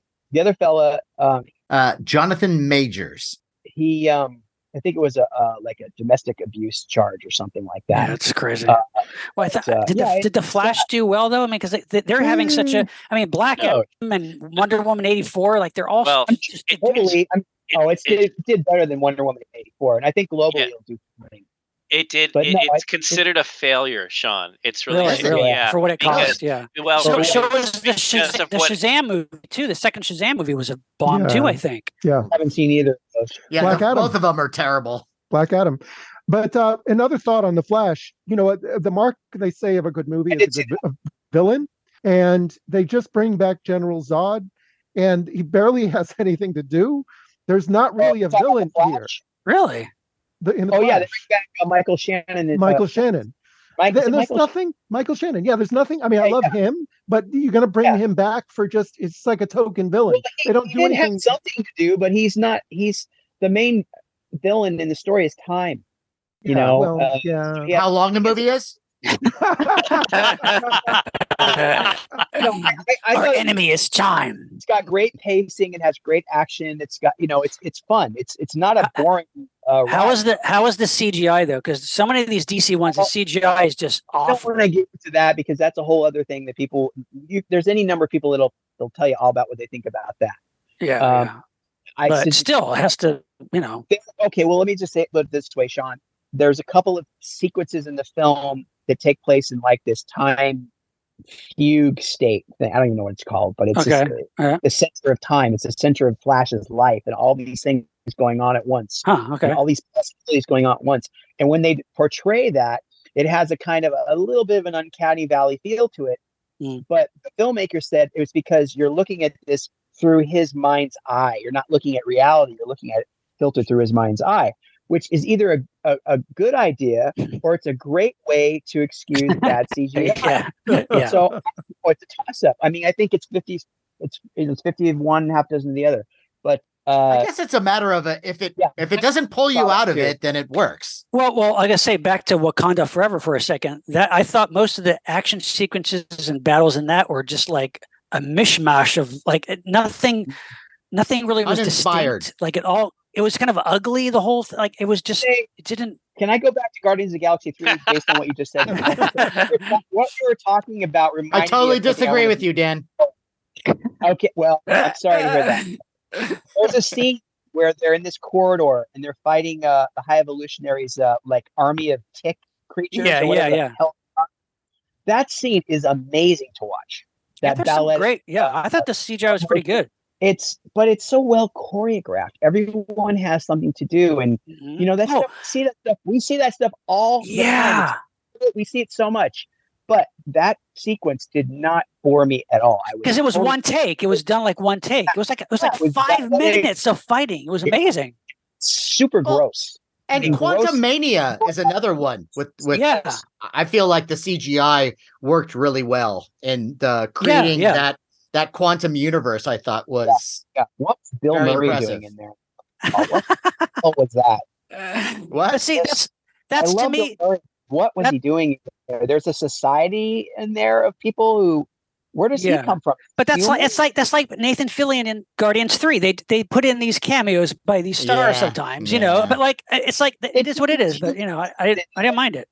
They have these human being people living in the society in the quantum verse. It's like my brain goes, where do those people evolve from? Where do those teeny tiny people evolve from? I mean, I understand why Michelle Pfeiffer's there, but then when you show me other people, it kind of makes it less special. But I think they explained it somehow. I don't remember, but I'm sure there's a reason why they explained it. Well, if I didn't need that kind of explanation when I would read something like that in comic books, then I wouldn't expect it from a movie. Of course, True. It's like movies, science fiction movies where, like Predator, where he's got 2 arms and 2 legs and a head and hands, and he's got opposable thumbs, and he's from another universe, or another galaxy. It's like that stuff is starting to like wear thin with me. Well, that's like old Star Trek. I mean, everybody, it's like, But Star Trek explained it. it's Star true. Trek You're explained right. it, that they there's always actually an found explanation, the right?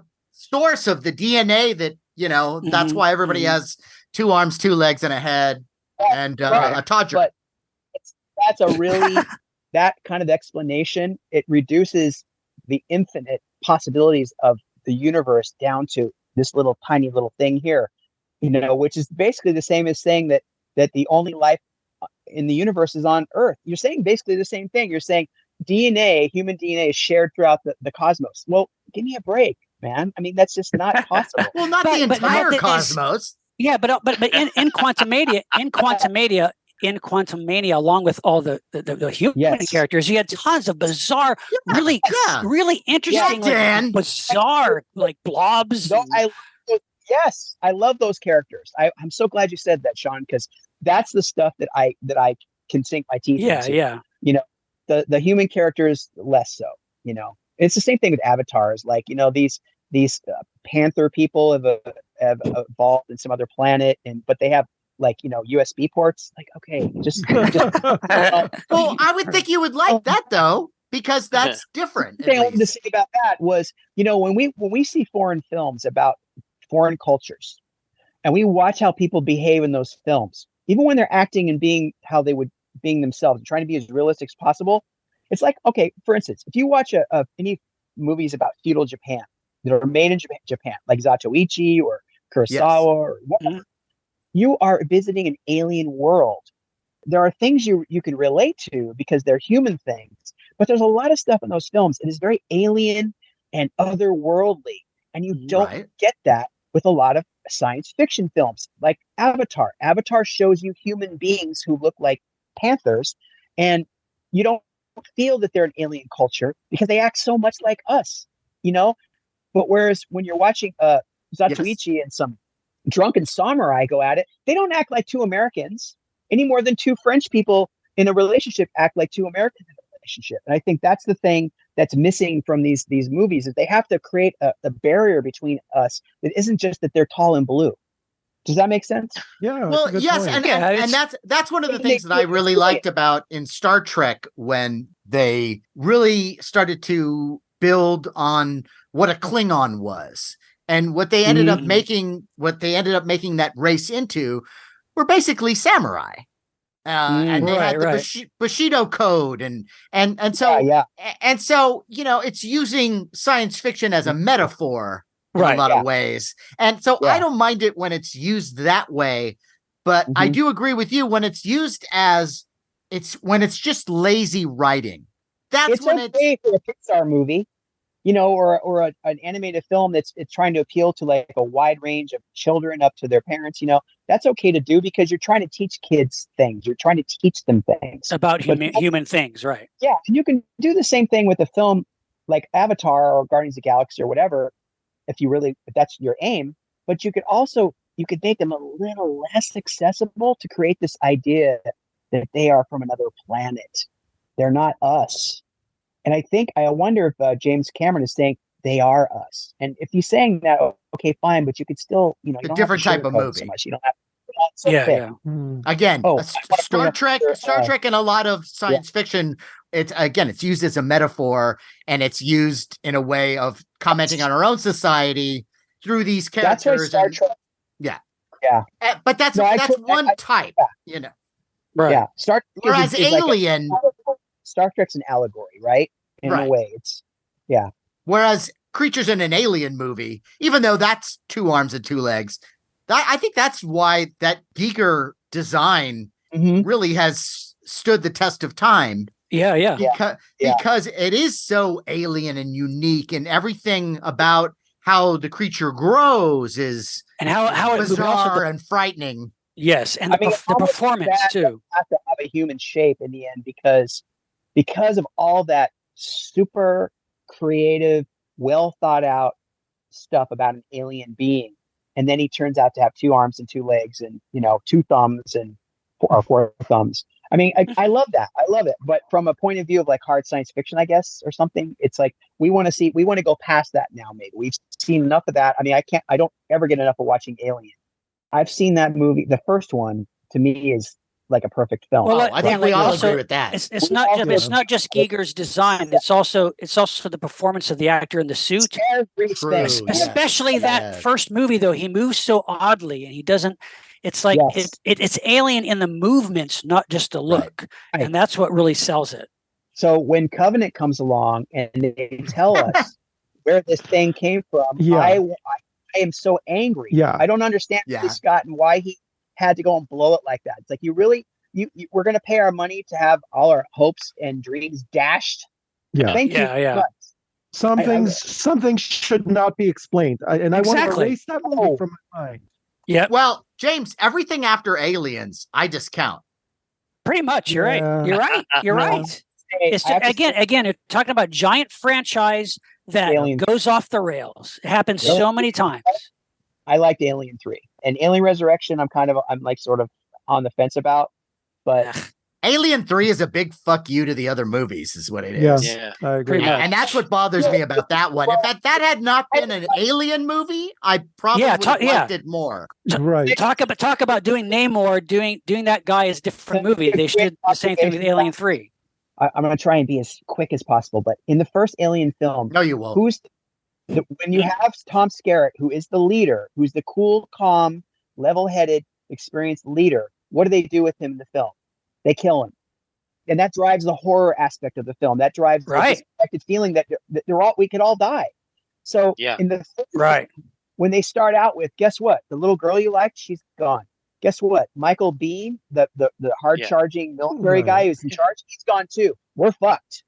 And she's sick. I mean, it creates this feeling of dread and darkness that the film has a really hard time getting away from. That's the one part I'm not crazy about. But the idea that they go back to that idea of that concept of taking away all your hopes and taking away all your feeling of comfort. Your comfort level's gone from the very beginning of the film. It's Fincher, and you're probably right. I mean, Fincher is kind of pushing that to a degree. See, to me, that seemed like just convenience out of the writing. Yes, like they I just agree. Let's make because it was done. The edict was to make a lower budget movie than Aliens, and that's why let's pare it down. Let's just put it in a fucking prison. And again, if it was a prison science fiction movie with a monster that wasn't in the Alien franchise, I'd probably like it more. But it's a disservice to the Alien franchise to me. Yes. There's this great article that was written about it. There were the couple of these ideas where let's have it go to a prison planet. No, let's have it go to a religious planet. And it was kind of like they just mashed them together. And stupid too. It made me so angry. I just thought that it was a missed opportunity. For sure. Such a huge missed opportunity. They had to jettison religious planet for obvious reasons because there would have been too much of an uproar. I don't think the movie that's that big of a blockbuster, they don't want to go and alienate a bunch of people. Yeah. Oh, really? In that article, it says that Fincher, and look, Fincher has done some great work, but he says, I'm making this film for only 7 people. And when that got out, the executives he was right. Hell, what? Yeah. And it's like, how can you? You're such an auteur. You know, my boss gets mad at me. He says this to me, Larry, you're so artistic. It doesn't have to be that artistic. And it's like, you want to try and make things so cool and artistic, but it's like you forget about everybody else, and you're making it for 7 people. Yeah, but the biggest fault of the movie is that the aliens weren't that menacing. Yeah. You're right. You're right, Sean. No filmmaker like Fincher or Scorsese or someone who's, I guess, in sort of like the auteur neighborhood should try and make a film for 70 million people. He should try and make it for 7 people. He should try and make it for, you know what I'm saying? And then he didn't say for myself. He said 7 people. Yeah. Because you have to follow your vision. And James Gunn, I think, is the same way. He's not making a film for 700 million people. He's making it for 7 people. And I No, think luckily, for the No, most part, no, for the I'm most part, sorry. the Dan, you're taste and wrong. sensibility. James Gunn is making his movies for a little more than 7 people. No. See, I'm sorry, Dan. I can't that- disagree with you more. He's not. Well, I'm gonna make these fun films for only 7 people. No. That's He loves a lot of stuff that have to we understand all what love. that means when he says I'm making it Okay. for 7 people. What I think he means by that is that he is making a film that he can invest himself in and embodies values and ideas and things that drive him, that he's passionate about. How are you passionate about a film that is for the lowest common denominator? It's harder to get, I think, passionate about that than something that you feel more personally involved with. Does that make sense? Sure, but like Yeah. sometimes if you have like this auteur, this creative guy with a very distinct vision, sometimes it may be not the best idea to give that to give the project make it be him. to him. No, but James Gunn, I would argue, is an auteur, but his particular vision is popular, and it There you go. transcends. People enjoy it. People laugh at it, and Whereas- that's quirkiness. Cronenberg is a good example of somebody who's like definitely dancing to the beat of his own drum. Yes. And Oh yeah. he just has And managed to develop this following. Yeah, because his Yeah. movies are good. Yes. Okay, can I say one thing about Fincher though? Is that was his first major film, right? That is true. Yes. Yeah. And he'd been making Great commercials, music slick videos, commercials. stuff. Yeah, well, Slick. see, he came from that neighborhood and Yeah. of much more he had much more creative control. And then he goes to making and they gave him a lot of control in Alien, but he Yes. still had to deal with executives at Fox. He still had to deal Always. with protect his franchise. The fact it got made is a miracle. And yeah, of course we could have had something that was much more like Aliens, but I'm glad we didn't because that means Alien I Alien agree. stands tall on its own now. That I agree with. I mean, They- that's you why know, I liked Aliens, because it was not alien. And The by the time Aliens follow-up, Time- the Aliens follow-up that they did as a comic book, the first Dark Horse one by Mark Verheiden is a way better story and follow-up than I don't Alien doubt 3 will ever be. don't doubt it. That's the case a lot, which is why so many comic books are being mined for material now, because there's some great stuff out there, and those people are thinking out. They're not thinking in the box with all the rest of the popcorn monsters. Right. Hey, can we switch gears for just 1 second and talk about Secret Invasion for a little bit? Sure, yeah. I just watched the last one last night. Oh, really? I watched 4 and kind of we were giving up. It was just so talky. Yeah, I'm like on 4. It's about 4. It's boring. It's very boring. I think I got to tell you, the first one was intriguing. Second one, okay. And the next 2 were like, it's what's his face? Samuel Jackson having these like really pithy long conversations with people. Yeah. And then, I to be honest, I asked my nephew who watches all the Marvel stuff and loves them.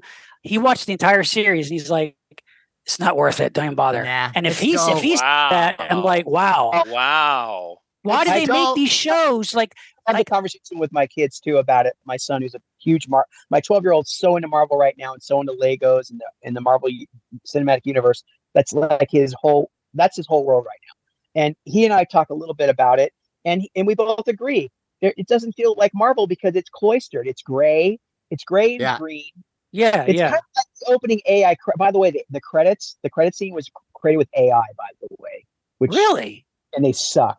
And that credit scene sucks. And I kind of like the opening visually. Well, it's with AI, and it's supposed to look alien, like it wasn't a human. But here's another thing about that. Okay, so you're trying to say that you want something that feels inhuman. Well, could you maybe point out one scroll that doesn't seem like he just walked off the street and went to school with me 20 years ago? Because none of them seems like an alien to me. They all seem like that's true. Yeah, you're right. They're like immigrants. Like they're just, but they're green makeup or regular human makeup.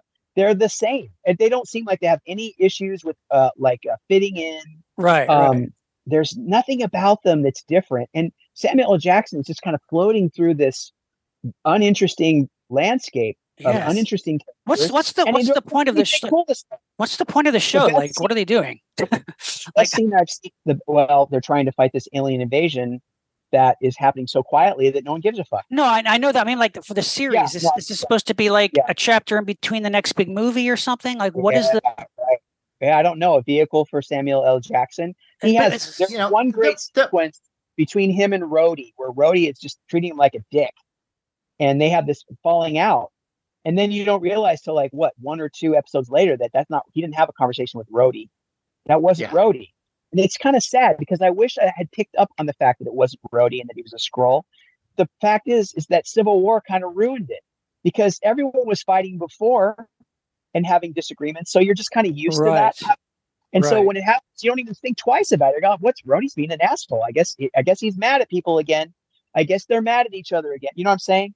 Yeah, like he has all reasons to be upset with them. Like, okay, I follow it. Like when Tony Stark is really pissed off at Captain America at the beginning of Endgame. He's really pissed off. He has this huge meltdown that seems really melodramatic in a lot of ways. But the same kind of thing happens. I thought, wow, it's a great scene. And then it turns out, oh, he's a Skrull. Oh, okay. Oh, I get it now. And part of me was like, oh, I'm happy that he's a Skrull because that was really not cool how he did dirt on Nick Fury and everything. But at the same time, it would have actually made it more interesting if he really was pissed off with him. Do you know what I mean? I just don't get this trend, like with these billion-dollar franchises that are now movie franchises that are now getting into TV series. So they make these series that are supposed to be like kind of filling in the gaps between the movies, but so many of these entire seasons of series are like filler that are just not necessary. Like Hawkeye, Obi-Wan Kenobi, both those series are useless. They're just they feel like filler. There's a waste of time when you're done with them. You're like, why did I watch that? It's with a lot of shows right now is that you get a 10 episode season and 6 to 8 of those episodes just feel like they're treading water. And that is what Secret Invasion did. Right now I'm about 4 episodes into Good Omens season 2 and I'm ready to love that. And it feels like it's just kind of standing in place. And because there's not enough story there. And the thing is, they pull you in because these are now in the budgets of movies. You're watching a mini movie every week. Yeah. Can I also just say that another problem with Secret Invasion is that we've seen enough of these shapeshifter kind of stories that I don't think that's interesting anymore. Well, is he a human or is he not? Yeah. Hey, look, they did it very well in The Thing and frankly in Star Trek Deep Space Nine. But as much as I love the Skrulls, I think the Skrulls work better in a Jack Kirby universe. Yeah. Well, that's the thing too, is like, why can't they act like they did in the comics when Jack Kirby was writing that book and Stan was helping him? But you know what I mean? Like, the Skrulls were assholes. They were imperious and they were obviously, they were stand-in for fill in the blank, whatever, with Nazis or whatever, communist, whatever you want to call it, whatever enemy there is. But at least you knew who you were dealing with, I did a comic book story with Skrulls in it in the I want to say 2006 or 7 or something like that. After Secret Invasion, they did there was a story, this thing called Secret Invasion Aftermath.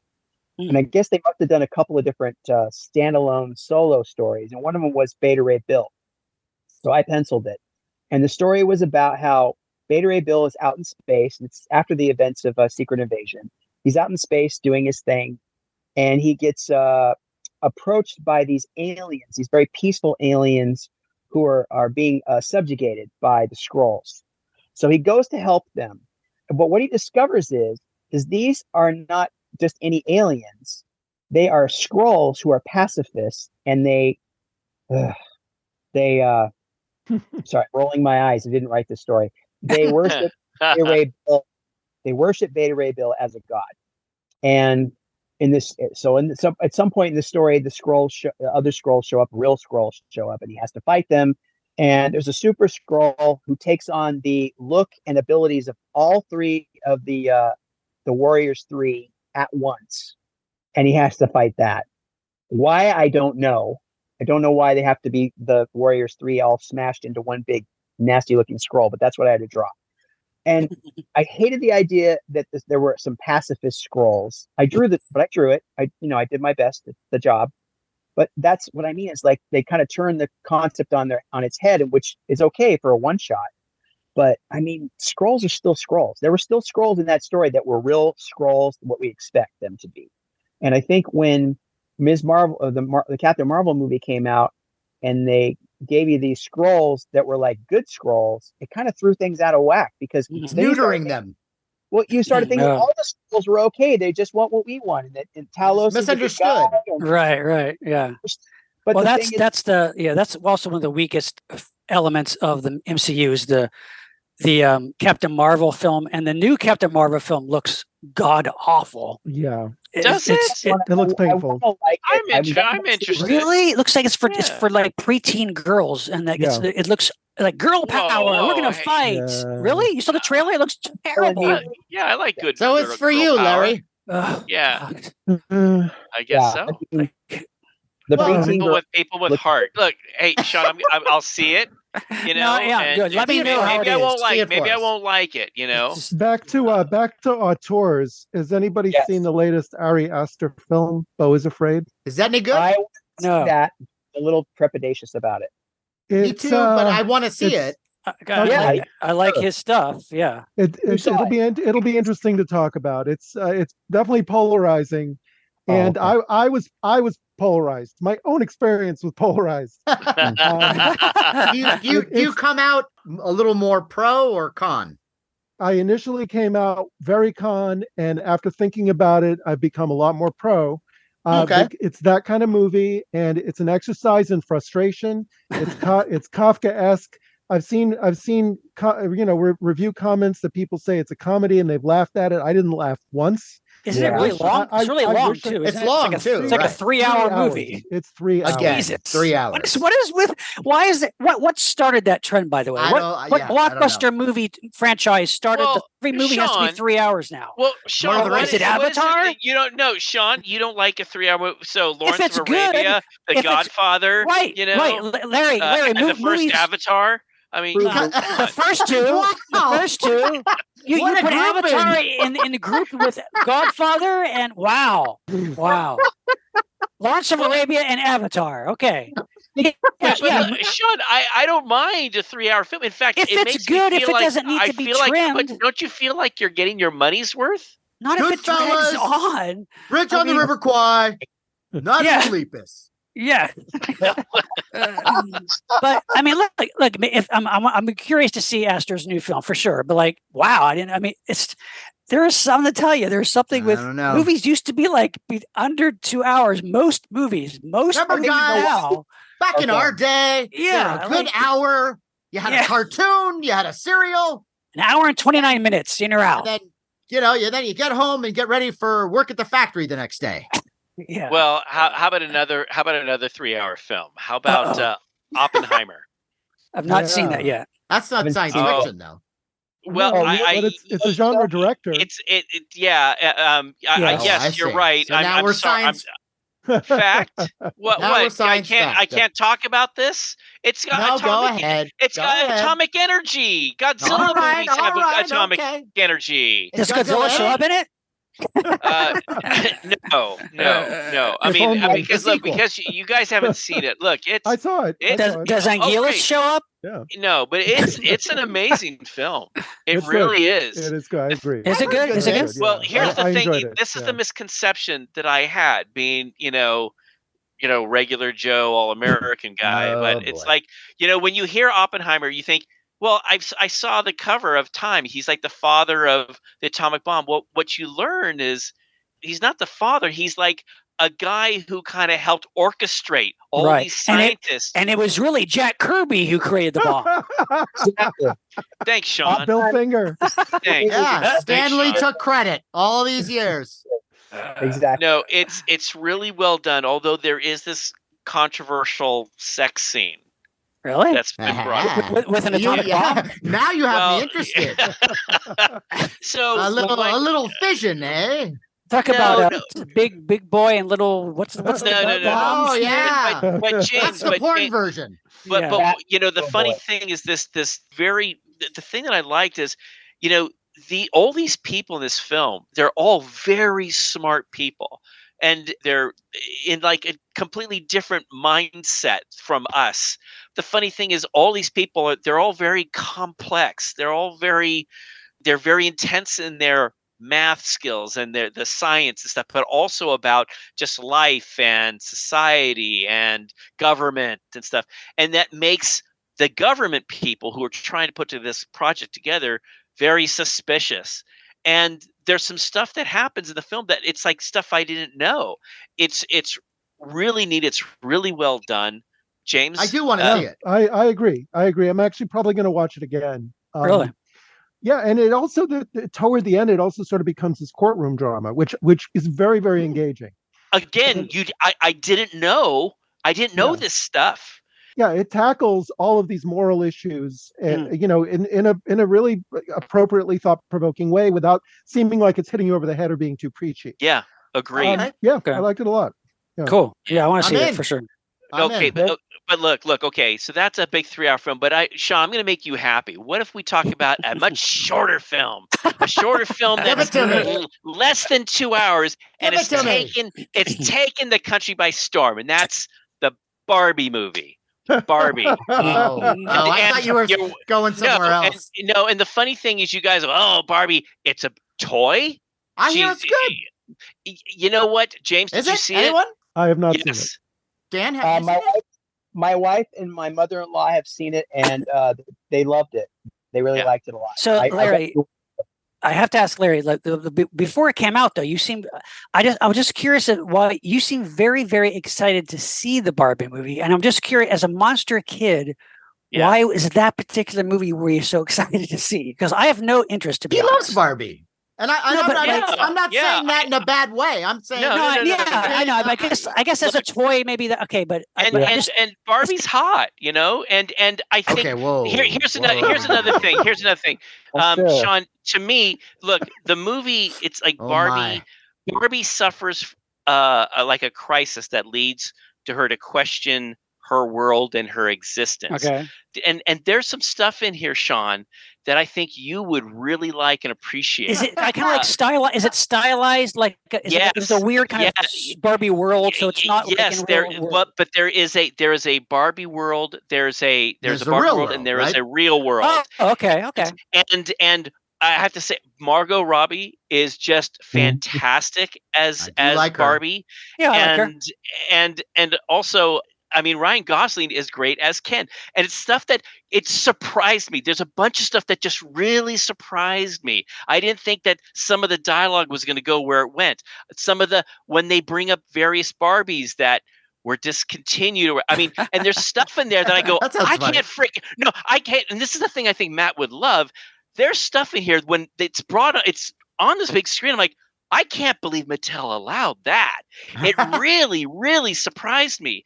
And what's it's amazing like, is it PG-13? It is. Greta Gerwig, I think she is just brilliant because she definitely had a vision. My understanding is it took a while for this film to get made. It wasn't until Margot Robbie signed on, and that's what got it. I remember hearing a long time ago about them developing this film. And Greta Gerwig, apparently she went to Mattel and they talked about a whole bunch of stuff. And, she's brought up some things that she would have liked to have had in the film that weren't. But some of the stuff, I mean, she really pushed the envelope as far as like a company that has made this $1 billion doll. Right. Because it is quite a so precious, valuable property. Yeah. But hasn't it helped sales too?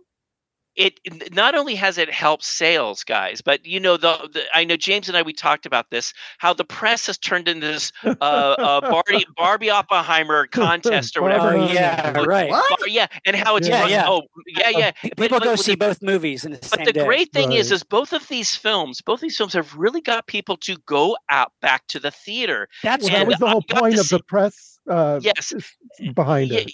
Yes, and I enjoyed seeing both films in a movie theater, and the film was not what I thought it was going to be, and I ended up enjoying it a lot. Okay, and actually, I was going to say, I know on the surface you go, oh no, Sean and Matt, I think you might get a kick out of it. I think I'll like it. I have a feeling I'll like it. If it's clever, now that you say that, maybe it's going to be a little lower on my list of things to watch, but I will eventually probably see it. I do really want to see that. Sean, it's under 2 hours. Barely though, right? And but it's still there. Should love I how see it the, with Oppenheimer though? Should I? Because No, no. I love It's how the it's the a whole different mood, man. It's a different All mood. right, You see okay. Oppenheimer one because Barbie day is and the you're gonna bomb. Yeah. Oh, Oh. hey. I love how the whole Barbenheimer social media thing had people come out with all these cute memes, not only about Barbie but about the atomic bomb, and then eventually the Japanese were like, "Hey, can we back up a little bit?" You know, there were Oh, yeah, actually right, official really. protests. Yeah, Yeah. Really? Yeah. Yeah, Yeah, I there know was- you guys think this is hilarious, but No, Yeah, right. no, Guys, Yeah. wait a Mattel- second. Wait a I'm second. still picking shrapnel out of my grandmother's hair. Warner Brothers actually did a little we're sorry, and that was insensitive. really? It I was- didn't even they got- notice. yeah, they did. Yeah, they Oh my they got God. caught up in the whole thing, and James is absolutely right. It was not really cool the way they were trying to. What studio released Avatar? That's Disney. Hasn't Disney done like a public apology for Avatar: Way of Water? No, I think they could be thrilled. They're thrilled. Oh, See, okay. Come I'm on, just I'm buddy. kidding you, Come Larry. on. I'm kidding. you. Yeah. All They right. should be avatared and feathered. I'm on a roll. Oh man. Well, we could go on and on. We have. We have. We have, but before we wrap this all up, I think we should talk about one last film, and that is a film that I think that if Dan Brereton has not seen it, he should and would love this. And that is a film that Sean Sheridan turned us all onto. Oh, Yes. Oh my God. I'm glad you're going to go out in this because this is an Yeah. amazing movie. Oh my The God. film is called Space Monster Wang Magui. Say that 3 times fast. Rolls off the Yeah. tongue. Yeah. Yes. 1967 South Korean previously lost kaiju film. Yes, extremely rare and obscure movie that somehow a print was found and they put out a Blu-ray. Dan, have you seen this? No. Oh I my think- goodness. I think you're going to be very happy when you Okay. see this. Yeah. Okay. It's You know, I can it's very it's high- special. Yeah. Okay. Oh no. But should we Can we talk skip about the premise of it? Yeah. It's an alien invasion movie Okay. where the aliens send a monster that they make gigantic to Right. soften up the earth. So then once the monster's done all its damage, then they can come in and they can take over the planet. Yeah. Right. Like right. This is black and white, 1967. Black and white. South Korean. It's very low budget. It's very surreal. To me, it reminds me a little. In kaiju films, though, where the aliens send the monsters out. You know, I mean, that's Yeah, well, pretty- that actually, well, there's a couple things that reminds me of, like if you know the toy productions like Prince of Space and Invasion of the Neptune Men, Yeah. it reminds me of that also. Yeah, Starman. It has that kind of feel with the aliens. They wear these goofy, misshapen, like silver Yeah. helmets. It's so low budget. It looks like Yeah. a kid's film at times. Yeah. And it's Which the makes alien, it even better. Yeah. it's hard to describe it. It's so odd in so many ways. This monster's behavior is very bizarre. It's very cheap looking. All the miniatures are very cheap, but it's somehow, The monster's not great looking. It's The not great monster's not looking. great looking, but the monster is very likable as a character. yes. Yeah. And the And one I thing, would And I would defend the miniatures, by the way. I think the miniatures, Okay, considering, are actually pretty impressive, especially when there's a scene where it's supposed to be a model of a human actor. And, Yeah. Okay. Yes. and they match that pretty well. You're right. Yeah, and but the movie is so it's basically just an alien send out a giant monster to destroy South Korea, but it's kind of episodic because you focus on different characters at certain times. Right. There's this comedy duo, these two I bumbling love. guys who are they're like The Wheeler and Woolsey of South Korea. Matt, I literally was going to say the exact same thing. Oh. they're like a super like low rent comedy duo that goes on and on to the point where it becomes sublime. But so you have that. Yes. But then you have that little kid hero who this scrappy little kind of like he's like an orphan kid, I guess, and he like Temple of Doom. Like short round. Short round, round. yeah. he's like he is like Kinda- short round. he is he's a lot kind of like Short Round. But he's tougher. He's tough, but Way he tougher. he sees the giant monster and he kind of somehow gets into the monster's ear because the Yeah. monster's gigantic. So the kid goes and climbs into the ear and starts stabbing him in the ear. And at one point, he decides, okay, well, I've already fucked up this monster's ear, but he needs to be humiliated on top of Yep. it. So I'm Yep. going to take a piss in his head. Matt is not kidding. I'm not so kidding. There's stuff in this, and the funny thing to follow that, there's stuff in this film that I've never seen in any kaiju film. Oh, yeah. Some of the Larry. stuff that they deal with without giving too much away because it'll be a surprise. It's like when people run into the subway and stuff. In Godzilla films, it's just so generic, but this filmmaker actually spends time with some of these people, yeah. and some of the incidents that happen. I'm like, you are got to be kidding. I'll just say there's scatological humor in it. That is Yeah. so what the fuck? Yeah. But actually, the scatological moment that I think you're referring to is really something that we've never seen in any kaiju movie, but is a real question.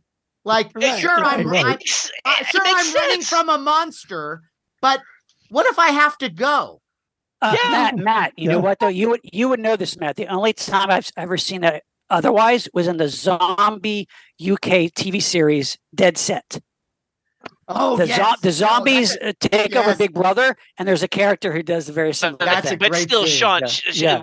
be that as may, it's not a common thing. When I watch this film, no. I'm watching it, I'm like, oh my god, and then you get into it and you see these certain things that happen. Yeah, but I'm the like, movie is not boring. No. It's a good print. It's a good print, and it's kept my interest through the whole thing. Yeah, it's like what the hell? Maybe This one was of the most annoying musical scores in history.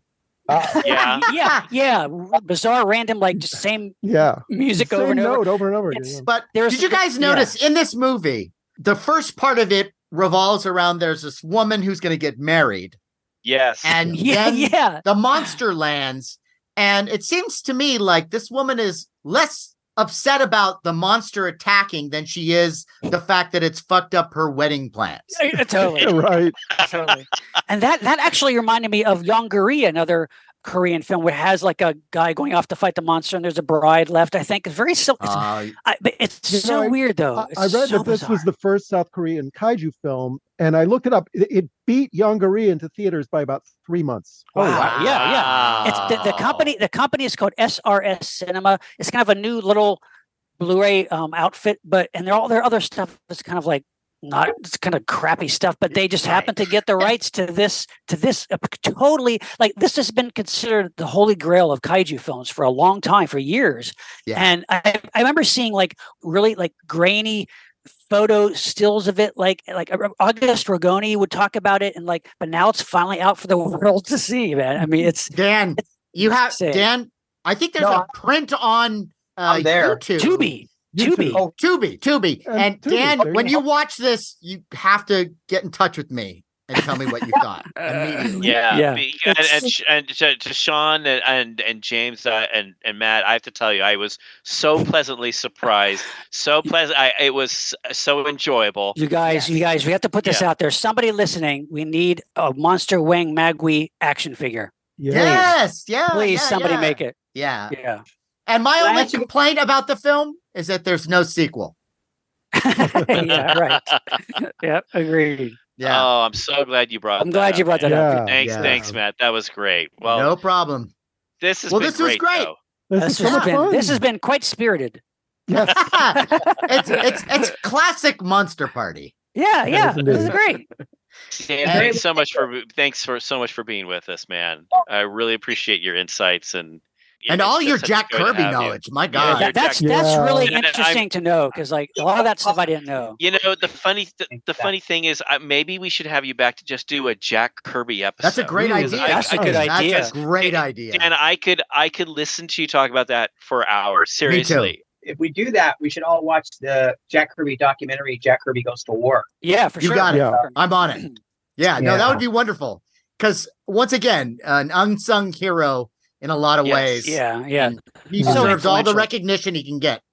I mean, wouldn't you guys Sure. agree? I mean, people are familiar with his name, but I don't think they know as much as what Dan has brought up. And Right. it'd Right. be great to kind of set the record straight. If you want to learn more about Kirby and read interviews and articles, there's the Kirby Museum online. It's an online museum, and they have a blog that has a whole bunch of interviews with Jack. Oh, wow. Jump into. There's also a famous, I think it's a comics journal or Tomorrow's publishing interview. That's, I think I put a link on it a couple times on my page. But yeah, check out the Kirby Museum. And there's a lot of stuff if you want to kind of do a deep dive on him there. And there's so many books about him. But there's also the Kirby Collector, which is a book that Tomorrow's puts out. That basically what they do is they do a lot of articles and some interviews that they pulled. But there's a lot of collector stuff of original art and Xeroxes that are kind of going around. Wow. They've been sort of publishing these in this magazine for years. Anyway, one quick thing. Tomorrow, the last voyage of the Demeter opens, and I can't wait to see that. It's Me too. Dracula. Yeah, that looks interesting. Mhm. Yeah. It's a great sequence in the novel, and it's so cool of an Yep. idea that they made it into Yeah, a film. I agree. I agree. And one last thing, there's a kaiju movie I want to see, which I don't know how to see it. I don't know where it is, but it's called What to Do with a Dead Kaiju or something like that. Mm. And it's about, the basic premise is, that's Japanese film. The basic premise is that Godzilla has died, or a Godzilla-like creature has died, and his carcass is just sitting in the middle of Tokyo, festering and decomposing. And what's going to happen is that he's filling with gas. His carcass, the Oh, my carcass, gosh. Sure. which is eventually going to burst and destroy Tokyo. And so these people have to figure out what That's the a hell great idea. That's great. I It love is. that. I've actually seen this. A Yeah. listener, Really? Yes, a listener asked me to find it for him and download it.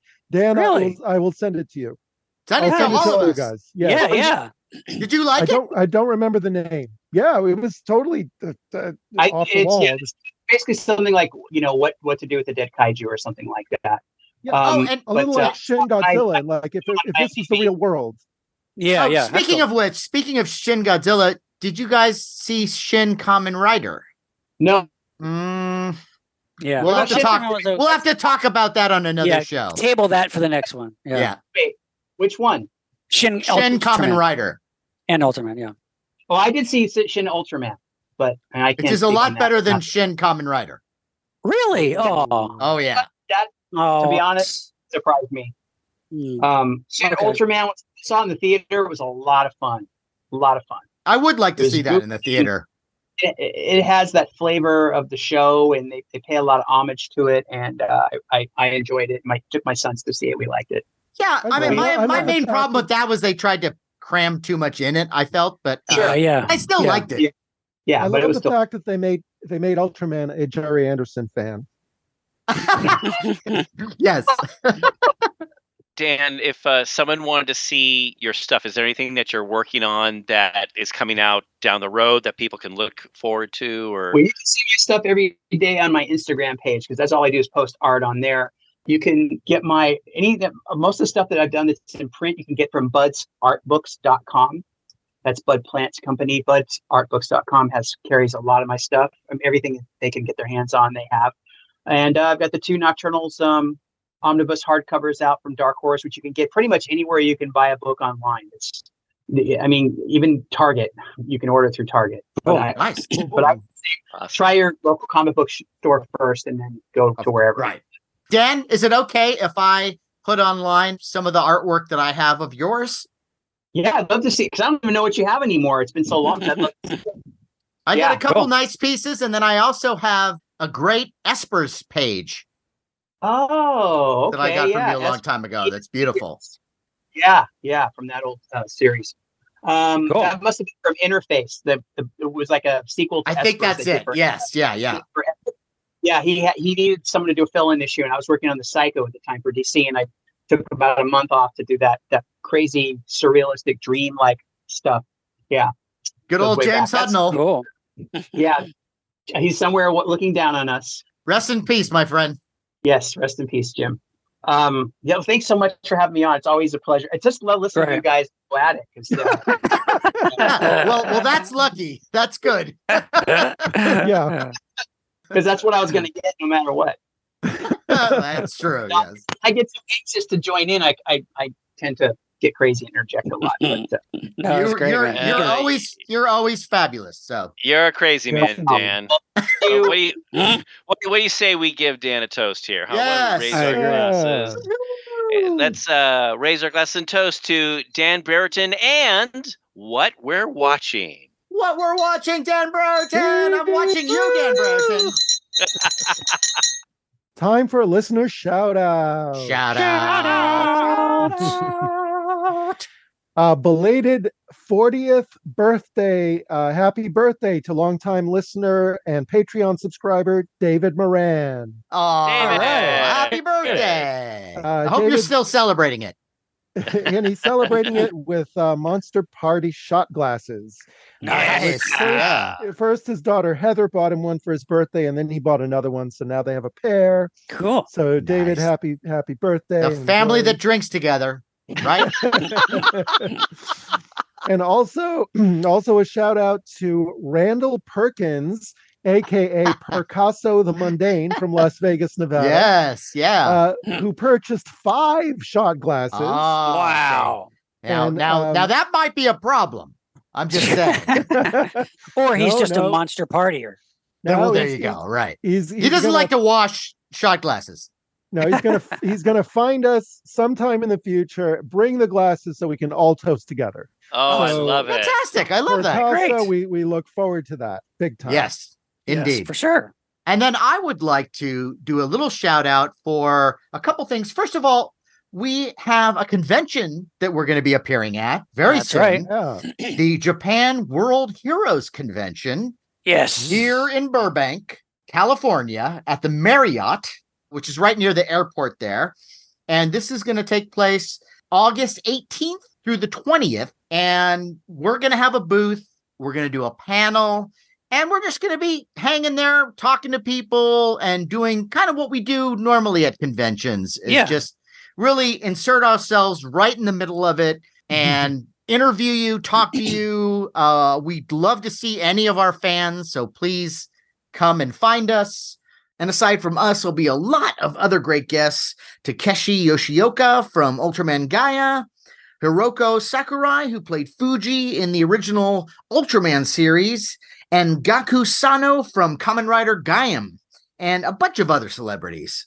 This is an event that's put on by an old friend of mine, Scott Zillner, and he's just a great guy. You've heard him, I think, on one of our Monster Palooza episodes. Yes. But so we're looking forward to this, and I think it's going to be a really great time. So if you Yeah. want to go to japanworldheroes.com for more information. And I would also like to give a shout out to a listener and friend of ours, Brian Clark. You remember Brian. Brian? Yes. Man, Clark, Sure. yes. Brian Clark is one of our pals from G Fest, and we'd hang with him and we'd drink and we'd have a very good time. And he's a anybody who's a fellow Godzilla enthusiast is okay in our book. That's But right. speaking of books, he has written a book of short horror tales called Nice. Putting the Ground to Sleep and Other Weird Tales. And just to give you an idea of some of the stories that you're going to get, I'm reading from the back of the book here. It says, a band of Viking raiders encounter horrors in strange lands. A group of young punks mug a seemingly harmless and senile old man walking an invisible dog on a joke shop leash and learn that things are not always as they appear. A magician absent from the stage for decades returns with a new act, the disappearance of all humankind. Once the harvest is brought in, the ground is restless and must be put to sleep before it reaps a harvest of its own. Now, don't these sound great? Very Yeah. cool. And I read the title story, Putting the Ground to Sleep, and it's fantastic. And I can't wait to read all the rest of the stories. Brian is an amazing writer. He really brings these stories to life. They're creepy, they're fun. And you can find this book on Amazon for the affordable price of just $9.99. Wow. Awesome. And then finally, it's finally happening. Larry, Oh my, yes. you know what I'm talking about. Dude, Oh my God, the It's- band it's is what we've back been waiting- together. it's what we've been waiting for. Yes. Larry and I are going to be on another episode of Collector's Call. Collector's Yay! Lisa Dun. But Welchel. it's your episode. It's my Not episode, my mine. collection. Yes. But Larry is my loyal wingman, and he does a fabulous job as usual. And Wow. so we're very excited that this is going to be coming out soon. It's going to air on September 17th on Sunday, and it's on Me TV at 6:30 p.m. Yep. Lisa Welchel is the host, The and host? she's lovely and fantastic. And every time that we've been in her presence, it's just been a joy. But she loves us. She loves us. Come on. You know what? I would like to think that. I think she does. I don't want to throw out anything that might not be true, but I think she does like us. And You know, so if you would, she took the good, she took the bad, she took them both, and then she had. All right. the facts of Monster Party. That's right. So if you want to know some more information about the show and about our episode, check out Collector's Call on Facebook, Twitter, and Instagram. And get ready, folks, because this is going to be an Emmy. I This can't is wait. an Emmy episode. Can't wait. Larry's was a Peabody and mine's an Emmy. Right. Because I'm a regular Joe. That's right. That's right. Right. Well, that's awesome. But wait, hey, the shout outs Hey. keep coming. The shout outs keep coming because I got Wow. one too. Yes. More? I would like to give a shout out to April Whitney. April Whitney is a writer. April. She is a writer and publicist at Chronicle Books. She's also a big Creature from the Black Lagoon fan. Mm. And she's worked actually with Gunnar Hansen on his memoir Chainsaw Confidential. Wow. Wow. And she reached out to us actually on Facebook. I think she just knows about us and has listened to the show. And she has sent us something that she's worked on at Chronicle Books. And this is a card set, kind of like tarot cards, but Ooh. it's called the Classic Horror Oracle Card and Guidebook. And basically, it's a 50 cards and it's a guidebook with amazing artwork by Ricardo Diseño. And let me just kind of read what it says on these these sets. It says, "Discover truth and inspiration in the dark.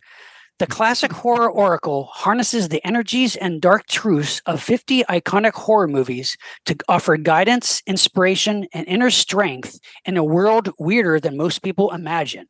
So they're like tarot cards, but like with amazing artwork of like these various horror films. And so, so it's pairing each of the films with their essential elements, such as A Nightmare on Elm Street, Dreams, Carrie, Celebration, Night of the Living Dead, Hunger, Hereditary, Family, and these cards reveal the twists of fate that await you. A fully illustrated 120-page guidebook provides interpretation as you journey into the unknown. Wow. Yeah. She sent us 4 sets. Wow. Okay. Well, that's great because I know we could all use some guidance. That's right. And I And think God knows I make all my important decisions based on Hereditary. right. And I think Larry and James, didn't you run into April at Comic-Con? Yeah, we stopped at the Chronicle Books booth, and April Right. saw my T-shirt, and she said, "Well, Monster Party. Nice, Yeah. nice. Are you a fan of the podcast? Or are you with the podcast?" I said, "Well, I'm with the podcast." And she's like, "Oh, I'm a big Creature fan." I was like, "Oh, you got to meet Larry." So I introduced her to Larry. That's awesome. And then That's she awesome. showed a picture of herself as a kid in this beautiful little dress. Yes. And she had a Creature from the Black Lagoon mask. It was the Ben Cooper. I flipped out. I got to get a copy of that picture for my Creature collection. It's so great. Yes, awesome. Where Yeah. were they when you were young, right? I Larry? know. Yeah, I know. yeah. My life would have been so different. Yeah. But April was gracious enough to, like I said, send us these decks, and you can get these horror oracle decks. You can get them on Amazon actually right now too, and they're really cool. I can't wait to start figuring out what my fate is with with Yeah. the cards. Let us know. Yes, We can it's start Oracle. making some decisions about your replacement. Oh no! But yeah, so thanks so much, April, for sending us these. We will definitely use these and play with these, and they're awesome. So thank you so much. I Yeah. can't wait for my Yeah. copy. Well, hey, look, guys, I have one more shout out that I'd like to do. Go for it. A friend of the show, former guest on the show, friend of ours, Nadia Robertson. I just want to give a Ah, shout out yes. to her. You guys have probably wondered what she's been up to, what she's been doing. Guys, she has just been chosen as one of several writers to write for Cinema Macabre magazine. Wow. Cool. And Nice. she is a reviewer, and she's doing movie reviews and stuff. And I just want to congratulate Nadia, and I think that's great. I think you're amazing. Although I don't agree with you about Prometheus, but I do think that your reviews are amazing, and congratulations great. to you. Yeah, yeah. We love you and Ben, and wish you much success. And hopefully we can get you guys back on the show again. That Sounds would be good. great. Yep. You know, we don't do this too often, but I feel like the times lately that we've lost so many important people that I just wanted to do a little bit of a deceased artiste moment. Sure. Go. William Friedkin. Yeah. All right. Yeah. I mean, the thing is, it's like nobody lives forever, but when the time finally comes, it's like, oh shit. You know, I know. Yeah. It kind of sneaks up on you. You know, it's like, wow. Like, Wow. Paul That Rubens. exorcist curse finally caught up with him. Yeah. yeah. See, eventually. Paul Rubens, Pee Wee Herman. I never did not Yeah. see that coming. Apparently, Yeah, he's been I ill know. for a long time. Oh, Yeah. Alan that's- Arkin. Alan I Arkin. know. yeah. That stings. You know, Alan Arkin and George Yeah. Siegel were two of the actors who I felt like were me up on the screen. Like those are the two guys, especially Arkin. I could always identify so much with Alan Arkin. Yeah. And, Yeah. And, Well, The In-Laws is probably in my top 3 favorite comedy Yeah. movies of all time. I agree. And even though he was 96, Tony Bennett, you know. Yeah. And, you know, I did hear that he had a heart problem for a long time. He left it in San Francisco. Nice. You know what? He would have appreciated that. that. Yeah. I think you would have. Yeah. Oh, James. Yeah. Oh, James. You know what Pee Wee's last words were? Too soon? You know, I saw Pee Wee do his nightclub act years ago before he became hugely famous. Yeah. And it was like one of the greatest nights of comedy that I'd ever experienced. Really? It was Really? fantastic. And so Huh. from that point on, I mean, I was a lifelong fan. So yeah, he Wow. will be wow. missed. Yeah, for sure. And of course, Tina Turner. Didn't see that coming either. But Yeah. Wow, so many. So, guys, why don't we raise our glasses again to toast these amazing people that we've lost so recently? Here, Shall here. we? indeed. Cheers. Cheers. Cheers. Rest in peace. Well, if you're interested in the aforementioned Monster Party shot glasses and other cool Monster Party merch, check out our eBay store, which is called, you guessed it, Monster Party Store, where you will find t-shirts. You will find the Monster Party PPE cloth mask. You will find the legendary Monster Party cap, Oh, yeah. as well as the shot glasses. And if you buy Monster Party merch and you happen to be a Patreon member, we will throw in free goodies, surprises, courtesy of Jason Lindsay and Biff Bang Pow Toys and creature creator extraordinaire Ted Haynes. Wow. That's right. They must really love us to give us all this stuff to give to you. What is this Patreon I keep hearing about? You know, it's just like every 2 weeks, it seems to fly out of my head. I'm watching too many 3-hour movies, and I can't retain any information. I know, really. I think that those films are like minesweepers, but for you, it only erases your knowledge of Patreon. Somehow, I can't. I don't know what it Strange, is. I know. all right. It's weird. Condition. Well, once again, Patreon is this platform that if you join it, you will have access to all this bonus Monster Party material, which includes our special shows like Larry's Toy Time, James's Toy Time, Sean's Toy Time. I think my cat's going to have a toy time coming up, which is going to be quite frisky. Anyway, and you also get these story collections put together by my stepfather-in-law, John Bordeaux. And you get our Japan trip that we've chronicled in video form. And it's about, I don't know, a good 116 hours of Japanese fun. Wow. Well, it sounds amazing, but I'm a little short on cash right now because I put all my money in a GoFundMe for a Wang Magwai action figure. So I don't know if I can afford all this wondrous entertainment. Well, now that I know that you started this fund, like, I don't think I have any money either, because I think we're all going to start chipping into this thing. But you know what? Don't worry about that, because what this costs is only $5 a month. What? That's pretty Yes. crazy. Yeah. I mean, you can't get like an officially licensed Avatar: The Way of Water swimming pool floaty for that price. I think You you're know- right. Sean, you bring up a good point because that would have been great to see within all these people swimming around in the Avatar film, the ones who really just didn't take to swimming. Yeah. And they're on rafts and they've got their little Right. cocktail, in the arm. Right. Yeah, that would have been nice. Well, the Patreon sounds amazing. How does one join? Well, all you have to do is you go to patreon.com, you go to Monster Party, you click the join button, you follow the instructions, and next thing you know, you'll be as far away from Avatar Way of Water as we can possibly get you.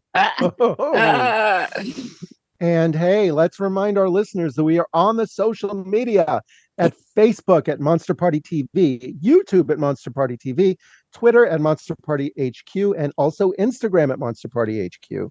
And hey, wherever you're listening to us on, whatever platform, please take a moment and write us a review, send us your thoughts. We would love to hear from you, and we will read it on the air. And unlike Avatar The Way of Water, we will read it all the way through in one sitting. On that note, I am Matt Weinhold. I'm Sean Sheridan. I'm Larry Stroth. And I'm James Gonis. Keep America strong. And let us know what you're watching. And if you plan on taking a trip inside the head of space monster Wang Magui, bring a roll of toilet paper. He'll thank you for it.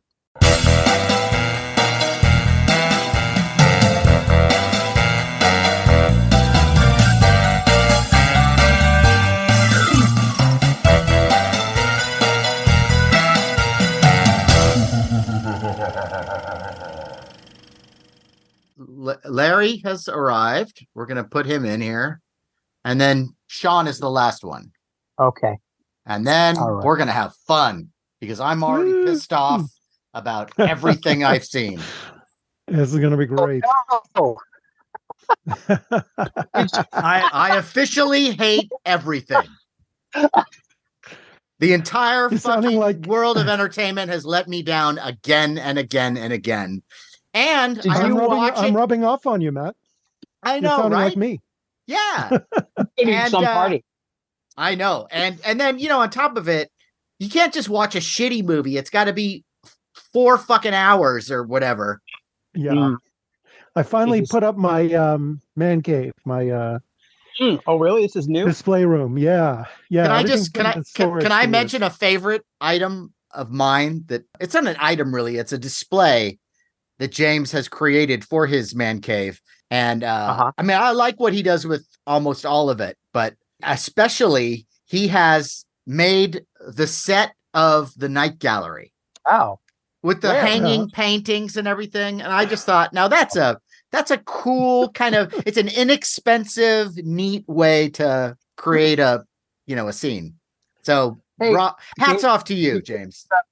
Thank you very much. do you guys have that Night Gallery art book that came out a few years ago? Yeah. Oh yeah, there's another one, right? There's 2. Well, There's two? Creature Features reprinted an After Hours tour, the episode guide, in Oh. beautiful hardcover with color photos. It's gorgeous. Oh, okay. So it's a great companion piece to the art, the Art of Darkness one. Oh, all right. Are you a monster? Yeah. And unless you Exactly. consider Turn to a yourself a monster, then you are not a monster. Swamp right. Thing, yeah, come on in. Man Thing, bring your Man Thing in. Yeah. I'll bring in my man thing. Oh, I know, Larry. What happens at Comic-Con stays in Comic-Con. Actually, we'll save that for another time. I don't even want to go there. Your our Man Thing episode? Yeah. Man Thing. What is Hey, no, we're not talking about that now. Well, I think we are talking about it because I'm talking about it. No. All right, no, so I then wanna stay Dan and I will focused. talk about it, and you can sit at the children's table. That's Can I say great. That's something? great. Yeah, Dan, why don't you add something? Okay. So See, he's you already guys pissed maybe off know- at you for no reason. He woke up this morning going, fucking Dan. He's ready. Well, I woke up angry at Alien Covenant this morning, so Oh, okay. Ooh. that's for I'm later. with you on that one. Okay, You know so what? I took James's advice. I didn't see it. I purposely didn't see it because Good. I didn't want For to you. wreck. I didn't want to Good wreck for you. my other feelings about everything else. And it's weird. As I was going through the channels, I came across it. I'm like, oh, I haven't seen. Oh, I remember what James said, and I remember James telling me, Larry, don't watch it. It'll wreck everything for you. So It's like when you see a teenage. Wait a minute. You're the asshole who told me to watch Avatar. You motherfucker. wait, but that's a good I can't film. believe- No, Is That's it? a good film. no, Oh my Yes. but God. see, You know what? Alien- I'm so worried about you and humanity because of your feelings No, you know about this why? movie. No. You know why? You know what? Because you're so high and lofty and those. Oh, No, because I have you like to You're see so this. critical. You like No, to watch a video game you can't play. it's not a video game. It's It is a and by the video way, game, there's and it's the nothing. most There's nothing wrong. cliche, No. pedestrian. Wow. shit. Cliche. God, Hey, why don't you it was save? saved for Why don't you the save show. this shit for the show? I Okay, will. calm Here's down. Sean. Look, okay, all right, Mr. COVID. Look, if you Hey, I'm if you feeling better. just blow your load, if Oh, you that's blow not- your load here for the first hour, then you're Hey, the listen, second Mr. half you're gonna be Man-Thing, all, don't talk about I can't blowing my go load. on. Oh yeah, keep going, blah blah blah blah blah blah blah. Scared of some Yes, truth, I yes. see. No, I'm not scared of truth. Hi, Sean. I'm not, Uh-oh, what's going on? Oh, the usual. I think that you haven't done Dan's anything having about it. some second thoughts about, wow, I was looking forward to coming back on the show, and really it's just a bunch of squabbling children. Oh, that's right. That's what it was before.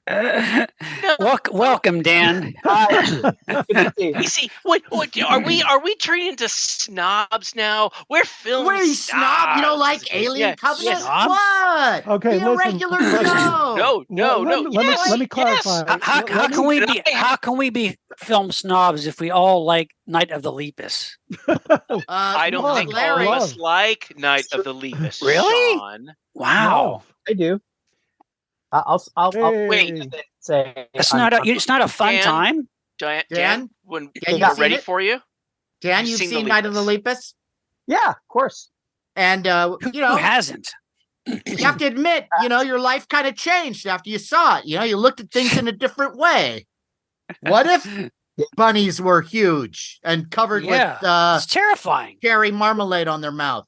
It brings up lots of ecological issues and Yes. nature and Yeah. That is true. Global That is warming. DeForest Kelly acting his ass off. Sure. Yeah, Sure. that's true. it's a good double feature with toads or frogs. Frogs. Frogs. Oh, yeah. I want to lost see Sean. toads though. I want to see one for Toads will be toads. good, Though. yeah. Are you pitching toads, Dan? Dan, just so you know, it's frogs, Ooh, Yeah. you have Oh. Holy not shit. toads. Just so you know. For Wow. listeners who are listening to this, Second time. Sean just showed his little statue of the His frog distinctive poster. dummies replica of the poster from that's cool. Frogs. Cool. I like it. I hope Yeah. I hope to Awesome. see that I hope to see that in your Sean's toy time eventually. You know what? Well, I think it will. Because let me tell you, you I've just made showed us one briefly. myself. Oh, what? I made one through puppetry of the penis, and That's great. it's quite That's great. frightening. That's wow. It's not a hand Did you- coming did- out of his mouth, I'll tell you. So to light yourself up here, did you take a few like energy pills or energy drinks to get you going here? Look 'Cause at you're this. just In your honor. yeah. In your honor. Wow. No In way. your honor. How do you like that? I hate you. I hate you right now. Why? I hate you. I'm Why? honoring Because- you. Because Are you out of Red Bull, Larry? yeah. Oh, water. Ooh. Is that seriously all you have is a stimulant? No, I have a I- cocktail. I have a I cocktail. hope you too. don't have a allergic reaction to natural, fresh, healthy water. You know, Larry. Sean, it's funny you should say that because He when I does. took a little sip, I went, ah! Oh, I gagged. It's I like eating gagged. vegetables. You make, it's like eat pizza instead. You know? Yes, Well, it reminds me of going to. all going I to the need to dentist, feel which better I did is- today. Go ahead. No, well, it's like I don't know. Maybe it's because of my age now, but anything that they're trying to put in my mouth, I'm just Anything And it's- healthy, right? Yeah, and it's You know, no, we're it's like they're clean. they're trying to clean my teeth, and I had to apologize to the poor dental gal yeah. because I'm like The poor so dental it's You don't, gal. you don't, you don't floss. Yeah. I think You don't that's- floss enough. No, How do you get a job floss. as a poor dental gal? Well, I felt bad for her because she was trying to take X-rays, and every time she put the thing, it's like, okay, you need to do this quick. And she goes, okay, puts it in there, and and you hear the little thing. Yeah, it's oh, yeah, filled in, yeah. and then I go, Yeah, the gag reflex. Yeah. Yeah, yeah. oh, I get that horrible. too. I hate. I personally call the dental gals dentist skirts. Dentist skirts. Yeah, And frankly, anytime I want to feel better, you know what I put in my mouth? I open my mouth. I don't want to know what you put. No, I'm going to tell you. I inhale just a big whiff of Dan Brereton, and then all of a sudden, I'm fine. Right. Goodbye, That'll do COVID. it.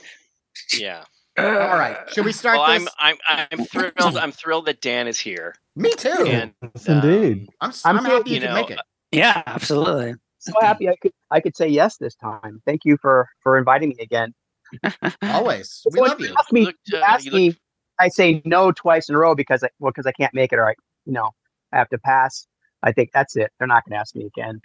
No. We're relentless. Yeah. Years before the Wozniak show, there was a show called Big Wow Comic Right. Fest. Okay. And it was a great show.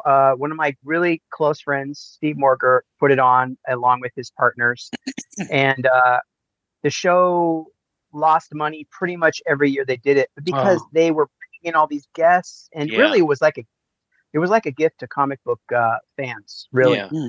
They would bring people in from everywhere, even overseas. Wow. And it was so fun. It was just my favorite show. I mean, it eclipsed in San Diego for me and why I enjoy going to comic shows.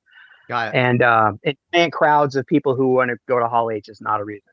Right. We even did 2 years in a row. We did. I put together this thing called Comic Book Masterpiece Theater, where we would do a comic book table with a big projection screen behind us with the pages of the art. Oh, And wow. we would all. I had Bill Morrison's wife, Kyrie Morrison, Jane Wyman, Damien Portier, the actor, Liam Sharp, British comic book artist who just moved back actually to the UK, but he was here in California for years, who turned out to be, I just had a hunch about him, turned out to be great. Colin Mahan, who I know, Matt, Colin Mahan. Mm-hmm. And so I guess I was sort of the producer director of it. And That's so we cool. would, divide up the parts. So the first one we did was the Avengers Wedding 2-parter. I think it's 67, 68. It's the one where Yellow Jacket shows up and they all hate him. And then it turns out he's going to marry Wasp and they really hate him. Then it turns out that he's actually Hank Pym. And then married. And then, of course, all these superheroes show up and a bunch of villains show up. And so they're all, and it's Roy Thomas in like the late 60s dialogue. So it's really fun. And with John Buscema art. So I love John Buscema. So we just threw that together. We had no idea what was going to happen. And the hall started to fill up while we were doing it because people could hear us from outside.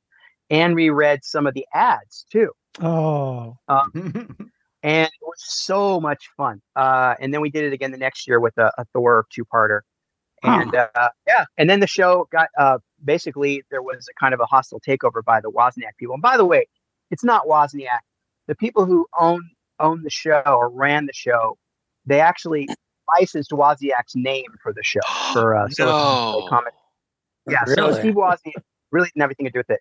So they kind of did a hostile takeover, and then after 5 years, so they kind of bought the Big Wow name and they never used it, but then they never gave it back either. Right. So wow. So Big Wow people, we decided. I say we because I'm friends with them, and I went along for the ride. They said, you know what? They're still doing these little shows over there, but they're not calling them Big Wow. They're not calling them Silicon Valley anymore. We're going to do a show on Sunday, which is the same weekend they do their show. And so that was a few years ago. They did a Sunday show and called it the San Jose Comic Con, and formerly the Big Comic Fest. And so it's a one-day show that they've been doing every year for the last 4 or 5 years. So I usually do that. It's fun. It's not like Big Wow used to be, but it's a kind of a good old-fashioned sort of old school one-day show. It's not about the normal things that comic conventions have sort of become. Yeah. And I did a show a couple weeks ago. I'm just going to mention real quickly called Terrificon in Connecticut at the Mohegan Sun Resort. Oh yeah. And that show reminds me a lot of what San Diego used to be and what WonderCon used to be back when it was in Oakland. It was just a great take place in this giant casino where you don't see the sun for 3 days. There's like 40 restaurants. It's insane.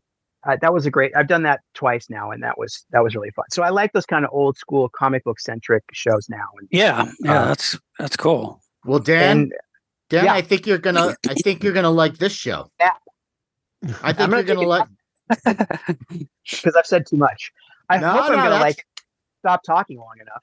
No, that's fine. We're gonna talk about the things we've been watching. Yes. And I think it's gonna be a nice, measured, polite conversation. Oh Yeah, no interrupting. No, just a calm exchange of opinions and ideas. Yeah. Very chill, very classy, very classy. It's gonna be. This is maybe the classiest episode we're ever gonna do. And just yes, if I may, Quickly, quicker. The design of this show. God, I hate you so much right now. We're not going to go. Where did you envision this as like? So, what are you watching? What are you watching? Or is it more kind of a flow thing? Well, I mean, I think or is it a specific? Well, Matt, you kind of started off on the right foot when you said you were pissed off at these movies you've been watching. So I don't. Oh, of course. Let me leapfrog from there because I mean, not we could. I think we should start with. Well, gee, Dan, thanks for giving us guidance. I really appreciate we that. can use That's some. Great. Yeah. Oh, we could. Oh, yeah. thanks, Sean. Well, the fact that we're floundering here trying to figure out how to start the show, why not have some? Wait a minute! Whoa! Who's floundering? No, I'm just saying. It's who else is going to turn against me here? We got Larry on. No, No, Sean. Sean says we're floundering. The key word is not floundering. The key word is start the show. Exactly. Yes, And so exactly. what I That's say what I to mean. you is let's start with James Avatar. Bonus. Let's start with Cracking the Avatar. Yeah, that's a good idea. I agree. That's a good idea. Way of Water. Dan, you've seen it, I'm sure. But wait, we're going to do the show Wait. though, first, right? No. We're going to start the show actually. No interest. No, wait. Dan, have you seen Yeah. it? yeah. Really. Okay. I don't really have any interest to see it. Oh, good. Then we can spoil it for you. I didn't either. So Wait. Yeah. And Are I you still saying don't. you have not seen? yeah, but we I can still haven't- talk about it. I've not seen it. I've seen the first Avatar. I saw it in IMAX. I've seen it once, Same maybe here. twice. Maybe twice. This is Once great. was enough for me. This is great. Yeah, I kind of you feel know. the same. I'm sorry. I just. We don't need to Yeah. add this in our show. No, we Yeah. should have this in the show. This is Just great. where I This is kinda gold, dropped Dan. it. I just dropped it. Boom! I haven't seen Avatar 2, and I don't really care to. All right. Well, we'll get to that. So we'll jump off from there, and then we'll go into the other big movies that we've seen. Okay. Yeah, Okay. sounds good. So hey, Larry, do you want to give Dan his instructions? Yeah. No, because I don't want to flounder. Perhaps you or Sean should do it. No, Well, Dan, we are going to start the show now, and I am going to ask for a moment of silence. I'm going to then do my creepy intro. We are going to then introduce each other's, then the topic, and then you. And then, as Larry would say, if he's not having a tantrum, we'll go to town. I'll be right back. You guys talk amongst yourselves. Yeah. Yeah, I'll be back too. 1 second. All right, me too.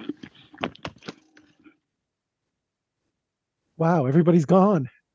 Finally, I have the studio all to myself. It's the James Gonis Show. Oh, who needs those other guys? It's all about James. Greetings, everyone, and welcome to Gonis Party. Gonis Party. Gonis Party. I'm James Gonis, and I'm James Gonis.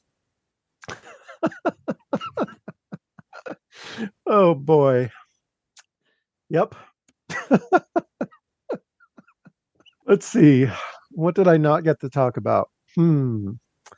Oh, hey, Lar.